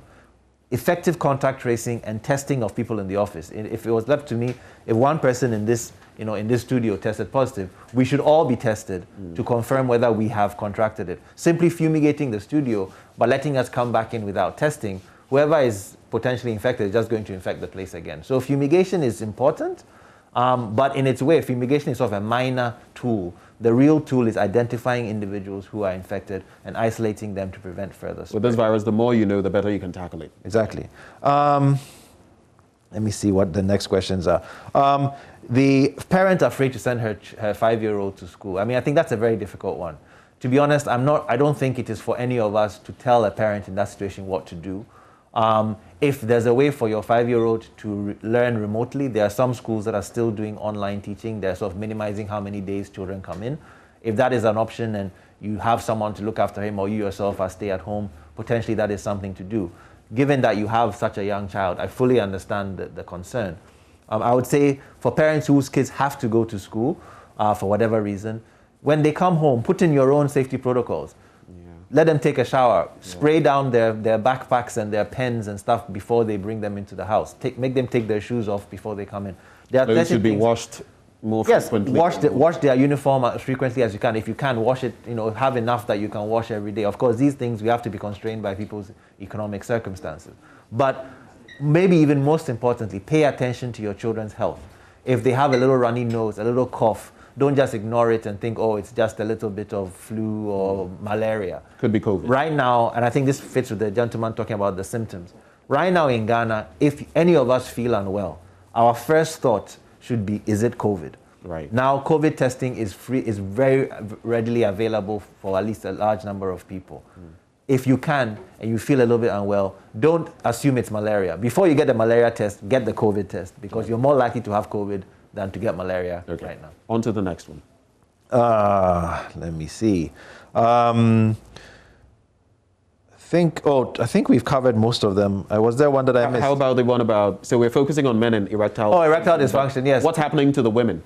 I don't know what COVID appears to be a disease that can affect any part of your body. So people are reporting every day there's a new side effect or a new effect of somebody who has recovered from COVID. I think in general, the warning or what people should understand is COVID can stay with you for a long time. Even after you've recovered, people are reporting a host of downstream symptoms and difficulty in getting back to normal. And so I think it should just be a cautionary tale. There's not much you can do. You just have to hope that you're able to recover. But I guess what we can do before we get COVID is to do our best not to ever get COVID in the first place. Okay. I think we just might have enough time to pick these two callers and sneak in another question. But just on the back of that, I have two friends who have told me that it has affected women. It has affected their monthly flow. That is entirely possible. Henry in Kenya, Henry, good morning. Hello, good morning. Thank you so much for joining us. What are your concerns?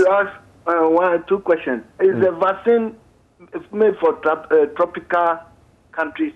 And my second question is, the nose mask, can we make some hole, a round hole in between it, so that we can put rub or something that you can inhale, so that the wearing will be very easy?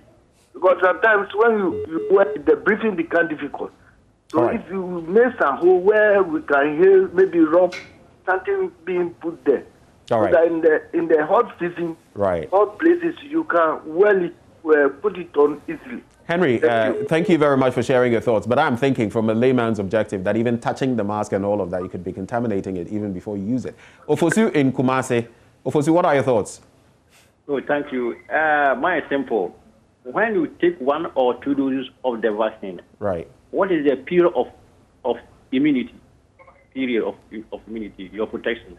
All right. Thank you for sharing your thoughts. I think that's where we'll wrap it up when it comes to the comments coming through, the calls. Quickly on that, and then we'll wrap up with a few more thoughts. So right now, the evidence, because obviously everything is being done in a very short time, we still are studying the effects of vaccination. We're still trying to understand how long the protection lasts.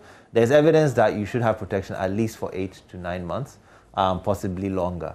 So I would say right now, the thinking is it probably gives you protection from between 8 to 12 months. And that emphasizes the need to deploy these vaccines very quickly. Because if we take too long to deploy, the people we vaccinated first will now need another booster. And we're not even sure if boosting will necessarily work. Okay. The challenge with the vaccine is also the variants. So if we don't get the vaccines out quickly enough, variants will emerge that are not covered by the vaccine. So really the focus should be, hopefully the government is working extremely hard to get vaccines here in large numbers. Then our citizenry, we need to avail ourselves to get vaccinated as soon as we can. Very quickly, I think there was a question that we skipped. It had to do with this. The other end of someone who has got COVID, what is the immunity like? For how long? That was another question. So that is a little bit harder to determine. Right now, like I said, there are people who've got COVID once and have not been reinfected. There are a lot of people who have had COVID, even months apart. So that's what I mean by natural infection. The idea very early on, there were talks in countries like Sweden and elsewhere that just let people get it and that will build herd immunity. It appears that natural infection is not a good route to develop herd immunity, and actually immunization will be necessary. So protection from, I think not somebody who's been infected with COVID, some people have, I know people who've got COVID like literally a month after recovering. Right. So I've heard between 1 and 6 months. I mean, depending on the person. The antibodies may be around, so we've done a lot of antibody testing. You can find antibodies 3, 4, 5 months afterwards. But whether these antibodies are protective is another thing. So just because I find antibodies in you doesn't mean that if you got exposed to COVID again, you would. So the second person, this was Ofosuin Kumasi, was asking about holes and other things in your mask. What? I think the general wisdom is that you want they want a sort of a complete membrane to prevent anything being released. Having holes, I understand, may make drinking or eating easier, but even now with those masks that we had before that had the vents actually have been banned in certain countries because the vents actually, when you breathe out, they allow the air to come out. So actually they are not a barrier to other people. So the vented masks actually are things we should stay away from. They're actually not, they've been shown to actually promote transmission. Okay, to wrap up, Doc, it's been exciting talking to you, learning from you. But the AstraZeneca vaccine, which is what we're bringing into the country, South Africa has put it on ice in their country. They're even thinking of selling some of them because its potency against the South African variant is something else, below 10%. Yeah. So we're ordering this. There's a likelihood that it could become redundant even before it gets here, right? What's the reality? Final question. The reality is we are in a war against this virus, and this virus is constantly changing. The more it transmits, the more it goes from person to person, the quicker and quicker it mutates and changes. Right now in Ghana, the evidence we have is that the predominant variant is the variant that was discovered in the UK, which thankfully is still covered very well by the AstraZeneca vaccine. In South Africa, the issue they have is, at least for mild and symptomatic cases, the AstraZeneca vaccine has been demonstrated to have very, very low efficacy. If that variant was to emerge in a big way in Ghana, we would be faced with a similar issue. So I think for now, AstraZeneca vaccine is the best choice. I am assuming it is not the only option the government is considering. We'll need more than just one type of vaccine in this country, just based on the numbers. For now, measures should be taken to try to get as much into the country as quickly as possible and to vaccinate as many people as possible. The longer we allow this virus to transmit from person to person, the more chance we give it to mutate, to become a variant, whether it's a South African variant or whatever variant it is, that may not be covered by the existing vaccines. It's taken us 12 months to get this vaccine. That already was a world record, and took hundreds of billions of dollars and commitment to try to get these vaccines. We cannot afford to let these vaccines become ineffective before we deal with COVID. And the only way we can do that is to vaccinate. We need to vaccinate 75% of our population to hit the herd immunity threshold. That is vaccinating well over 20 million people. And if it's a 2-dose vaccine, then we need 40 million doses. So that is what we should be, those are the numbers we should be thinking of. So, but whenever vaccine becomes available, we as citizens of Ghana have to avail ourselves, cooperate with the health authorities, and get vaccinated. Dr. Yabediako, you've been a wealth of a resource. I'll give you a fist bump in the air. Thank you so much for joining us. For all of you who actually called through as well, thank you very much. Joshua and Tema, my apologies that we cannot take your call. My sincere apologies. Thank you all for getting in touch, sharing your thoughts. It's time now for Showbiz with Caddy as we wrap up on the AM show.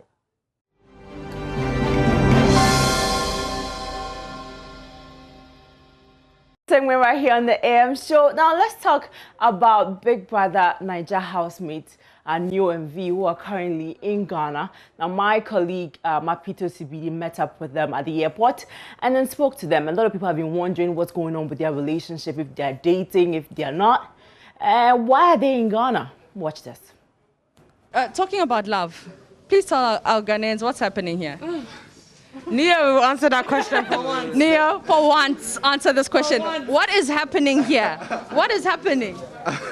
So let me just, I was sitting behind you, right? And then he took your phone and he knows your passcode. I saw you either, but yes. So, tell me what's happening. Leo. Well, what's happening? Well, I mean, I'm happy. We are happy. Happier than I've ever been. So. Yeah, I'm also happy. I'm very happy. I'm very happy. But what does that mean? So listen, Valentine is coming. Yeah. Where is your girlfriend? Where is your boyfriend? Ask her first. What's it? See, I'm the scapegoat as usual because he knows I know how to talk. You know, we're good. We're in a very good place. And, you know, God willing, in a couple of years, you know, I won't have the last name that I have now. So. Okay.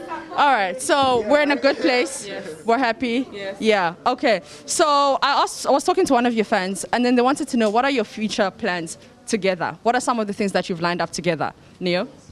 Together, well, to be very honest, we are very, very different people, but together we understand like the strengths that we can put together as a brand, and in a very short time, very, very short time, we're going to be putting out something really good, something from the two of us for the very first time, because right now a lot of us are just focusing on like stuff we can do for ourselves individually, and you know, but very, very soon, I mean, this wave is heavy, so I mean, you guys should just expect it. So that was Neo and V, and they are not in Ghana for business. They're just in Ghana to have fun. If you want to know